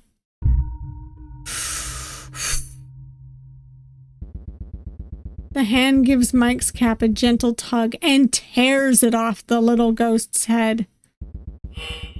He shrieks, and reality is torn from him. Mike? You look like hell. Where have you been, bedhead? Mike's standing half asleep, slumped against the studio doorframe. He's face to face with his producer, who's clicking a pen in her right hand, annoyed. Is it that obvious? Let's just say we're lucky this is a radio. Have you been getting enough sleep? They both know the answer. Sure, but what about you, Debs? Yeesh, there's not enough hours in the day. Especially with our holiday special around the corner. Boss wants things wrapped up in a real tidy bow. I'm holding out for this year's holiday bonus. If we even get one. Debbie takes a sharp breath. Let's focus on you, okay? You're the star here. I just schedule interviews and push your buttons. Oh, come on. You got me this gig. Mistletoe Mike wouldn't exist without ya. You do look good in a Santa costume. They both laugh. Now give us an outro. Like on the spot. Boss's orders. That's it? Your heart clung to this? No glory, nor tragedy, but a boring day job. You poor little nothing. Oh no. I feel bad for him. Even Oblivion didn't want you. Stop being mean to Mike. He's a little ass, but he's still a guy. He still has feelings. Madhouse chokes, straining against the crushing grip of this invisible foe. He squeezes his eyes shut and blinks back into your phone. But nothing happens. He strayed too far. Oh, I hope Mike didn't die. Again. Oz shambles through the graveyard like a zombie. A tired zombie. He plucks a toadstool here and a moss chunk there. Per Edith's orders. Squeezing his eyes shut, he stifles a big yawn. He steps in something and nearly slips. Oz lifts his boot and peels whatever it is off the bottom of his shoe. A mushroom? No, it's a melted baseball cap. Oz scoffs, tossing the hat aside. Gross. Mike, where are you? You come running, skidding to a stop as you nearly crash into the howler. You scream at the sight of, oh, it's just Oz. Lurking around in the dark, alone, in a graveyard, just like you, except he's a monster and built like a sycamore tree. I'm so sorry. You! August marching through the dark paces behind you. What does Edith want? Did she send you to come screw with me? August eyes the sky with suspicion. Where's the bird? Oz rolls his eyes, excuse me. Did something happen between you two? All Oswald cares about is his so-called favors. I'll pay my stupid bill, so quit hounding me. Oz lifts a finger and August pauses mid-rant. Oh, you go ahead. August waits patiently as Oz writes something on his little clipboard. He shimmies over and glances at the notes. Oz holds it out for August to read. Oswald says I'm right. He is horribly wrong and he'll be fleeing to Alaska post-haste. Mother of... Oz stomps on the wolfman's foot. You don't have time for this. Turning away, you zone out the bickering and wave your phone around, trying to pick up a signal. A red splotch catches your eye. Strolling over, you squat down and pluck a hat off the ground. It's Madhouse's hat. It's hot in your hands, crackling with a supernatural energy. Guys? An eerie hush falls over the resting grounds. You look back to find the two cryptids brawling like monsters. Oz lunges, aiming for the wolfman's neck, but the sleek face mask blocks his bite. August retaliates by chomping the howler's arm, shaking him out like a chew toy. What the hell are you doing? We're not supposed to be fighting each other. August! August spits the howler's arm out of his mouth with a disgruntled whine. Both of you! Sorry. Oz folds his arms and sulks. What were we doing again? I can't get a hold of Mike. Sure, we split up, but I didn't think he'd disappear. I knew this was a bad idea. Give me that hat you're holding. It's Mike's, right? I'll sleuth him out. What, you've got a sixth sense? Oz reaches into his overshirt and bumps into the wolfman. Nah, ghosts got this ozone sort of smell to them. Oz draws a silver dagger from his coat and cuts through the air before him. Eek!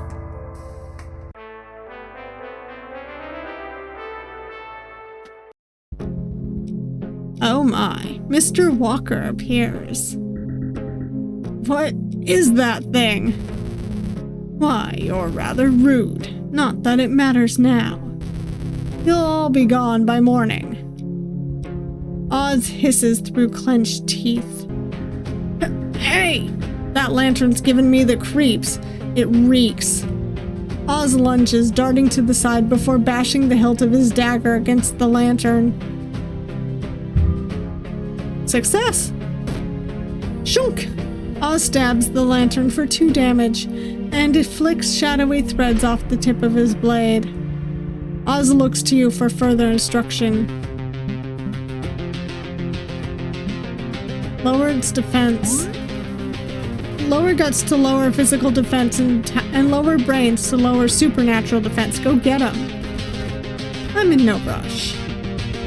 Madhouse is tethered to your phone, right? What if you tried calling him back? Success! Cryptid angles his phone at the lantern and a wild bolt of green lightning spikes through the air, dealing 2 damage. Lantern's brawn is lowered by 2. Okay. The shadow laughs and tips his hat. Rather impatient, are we? I don't mind. Now why don't you go first?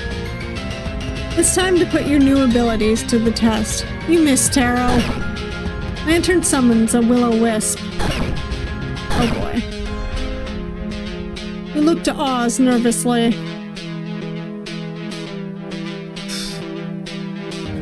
It's gonna be a difficult battle.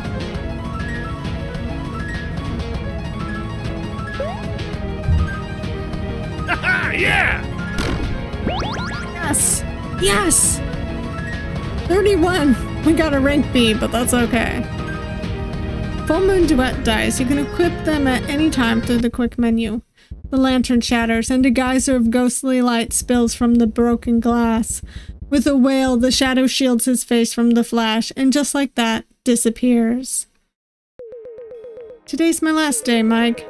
I'm moving to Seattle. Our last day, but the season hasn't wrapped. Debbie can't just leave. Why didn't you tell me? I didn't want you to quit, not because of me. You know I can't do this without you. If you go, I go. Oh man, don't be like that. You gotta hold down the fort, okay? Turning away, Debbie reaches into her backpack. Here, I want you to have this. Debbie holds out a small box wrapped in festive paper and ribbons. A tag noted, "To the host I owe the most," is taped to the side with a little heart. Cheesy. It's a bit early for a gift exchange, Debs. Yeah, I'd rather save on shipping. Mike takes the gift and slides it open. Inside is a simple red cap, horn sewn to the crown. The embroidery's not the best, and it was hell finding matching thread, but I had fun making it. You made this? After examining the hat like it's some sort of rare specimen, Mike twirls it around and plops it onto his head. I said examining really weird. I love it! Decent at best. Debbie playfully elbows the host's shoulder and cracks a grin. Tossing the gift box aside, the two hug. There's a moment of ease before Debbie swats the red cap off of Mike's head and catches it in her other hand. Can I get an outro? Like on the spot. She hands the hat back. If you've got one. Call me King Tut, 'cause that's a wrap. Now close the casket and watch out for spiked traps. Yeah, you've still got it. Raise hell for me, Kay. A bright green hand shoots out of the shattered lantern. It slaps down and grabs a mossy headstone. Madhouse drags himself through the dirt, gasping and coughing up ectoplasm. His cap is gone. He's okay. I'll give you some space. You brush past the two cryptids, your boots kicking up pebbles as you run up to the phantom. Oh, look at me. Mike recoils as you approach, shielding his face from your prying eyes. You turn around. What am I gonna do with you? You could smash your phone. That'd be the smart move. I wouldn't dream of it. Are you hurt? No, you can thank Team Fido for that. That's a relief. I shouldn't have ditched y'all. I thought I was done for. How'd you get your body back? I did some self-reflecting. Looks like Granny was right. But don't go thinking y'all are getting rid of me just yet. Not before I learn bass guitar. Did you always have horns? On my hat? Sure. But that asshole stole it. You mean this hat was stolen? You hold out a crumpled red cap, bleeding ectoplasm. Madhouse hesitates before taking it off your hands. It's covered in dirt and wolf hair. Thanks for saving it. He forces the hat over his head.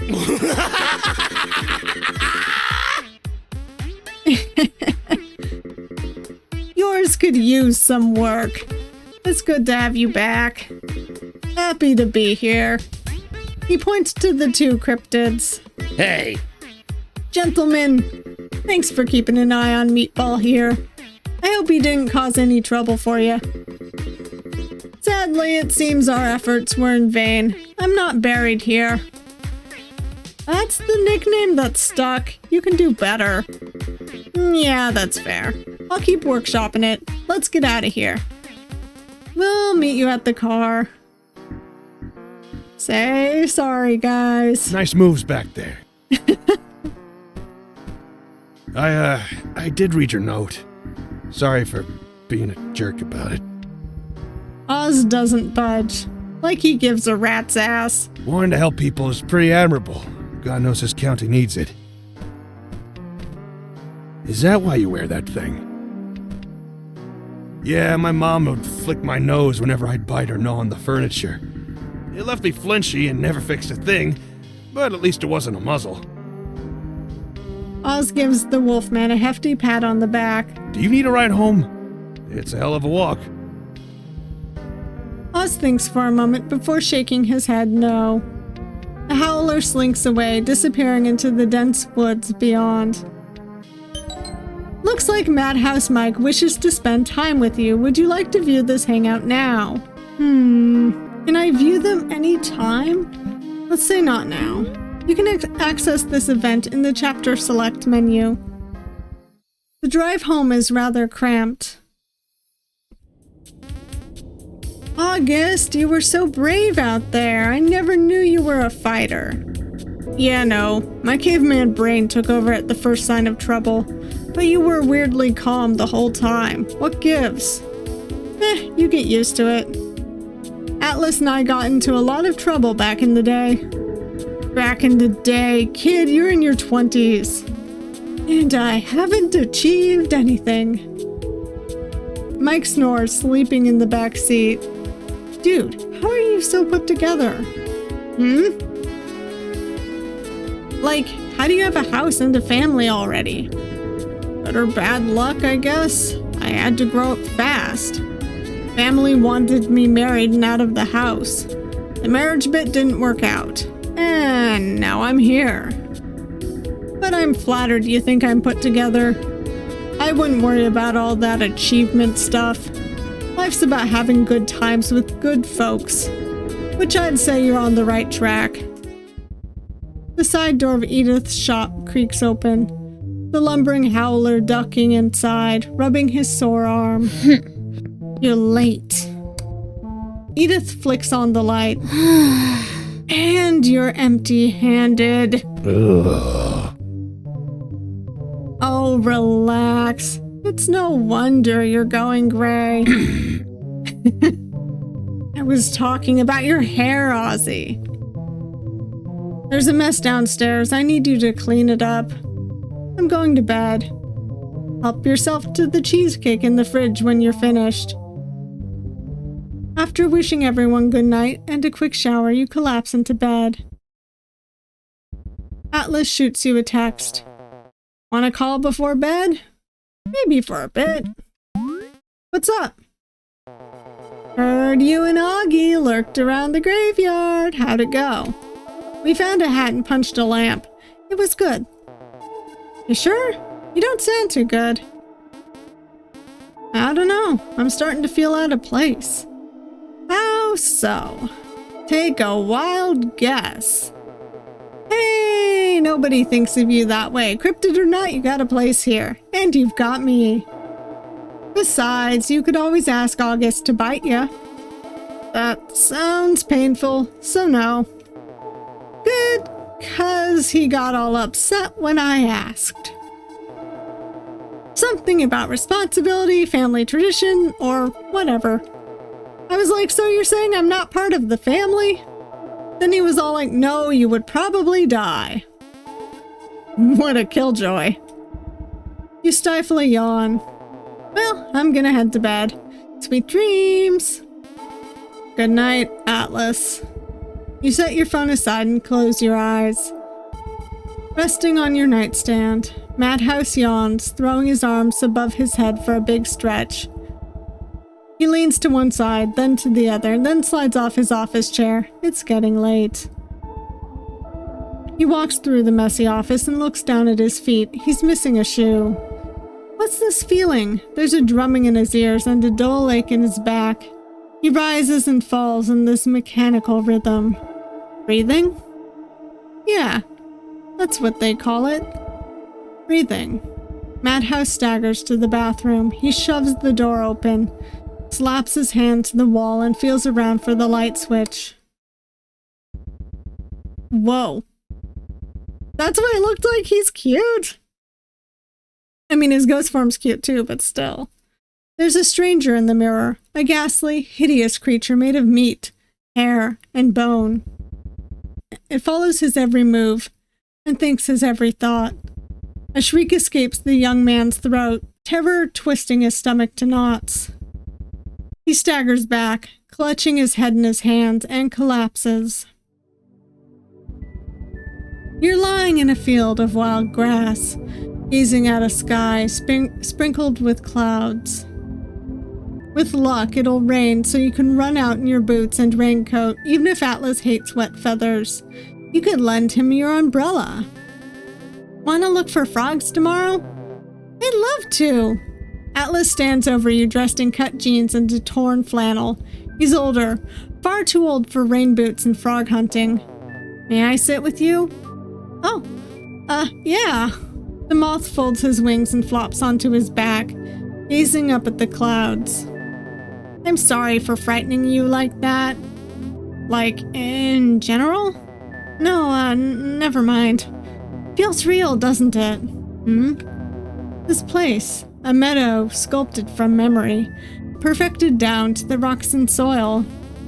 My teachers always said I had a vibrant imagination. I envy that. The moth sits up. My memories of the surface are fading, but you, daydreamer, have stirred my heart. Atlas, is this a bit? Don't screw with me, man. Ah, the Mothman. Atlas helps you to your feet and gives your hands a reassuring squeeze.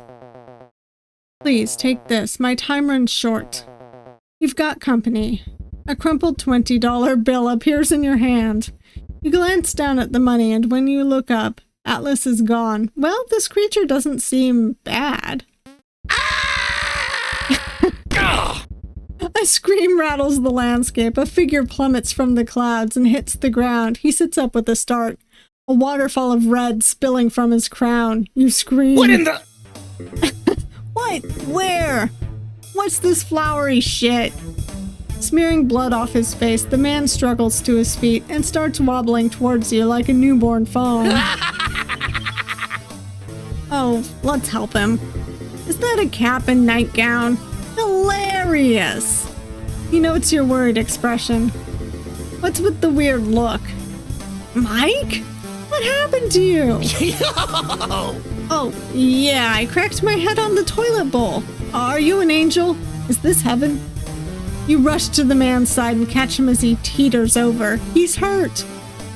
No, this is bad. You need to wake up. Mike rests his head on your shoulder. I'll be fine. So you sure you're not an angel? You want to see the pearly gates that badly? There's no going back from that. Who cares? The world's frickin' moved on without me. I know how that feels, but you gotta keep trying. Tomorrow's a new day. Fine, but I'm not gonna be happy about it. The dream fades as you stir awake, sunlight pouring through your bedroom window. Elsewhere.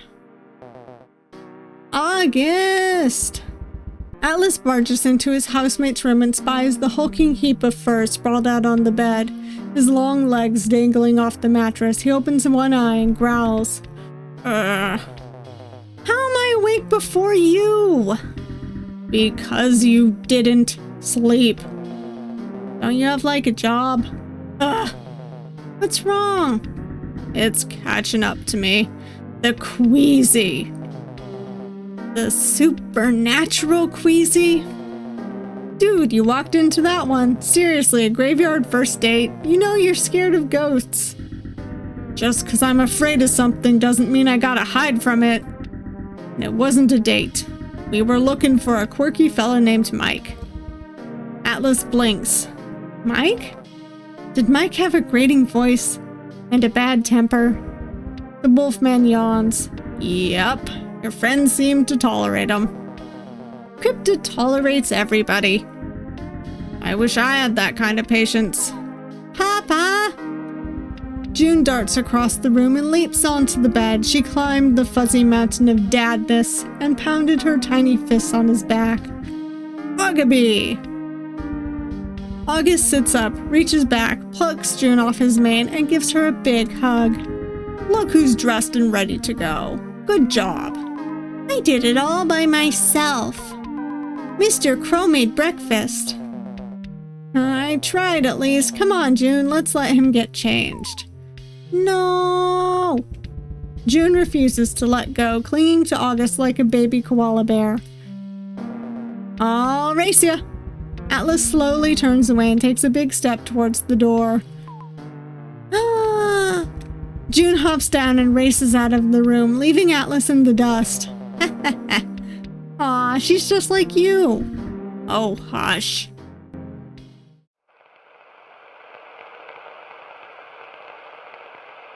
Alright, so we're on to chapter 2. We just finished chapter 1. I think I'm going to leave it there. That was very interesting, some of the stuff that happened. I'm glad we're finding out who Mike is. I loved meeting Rob. I loved meeting Goat Mam. She's so cute. It was also cool to get to know Oz and Edith a bit. They seem a bit odd, but I like them. So, if you made it this far, thank you all for watching. I hope that you enjoyed this video. I'm looking forward to playing Chapter 2 soon. And if you did like this video, please hit that like button. And if you want to see more of me but you haven't yet subscribed, please subscribe. I upload videos every Monday, Wednesday, and Saturday, as well as extras and shorts sometimes randomly throughout the week. I also stream on Twitch. Saturdays have been kind of the only constant. So if you want to see me live, come on by then. And I hope to see you all next time.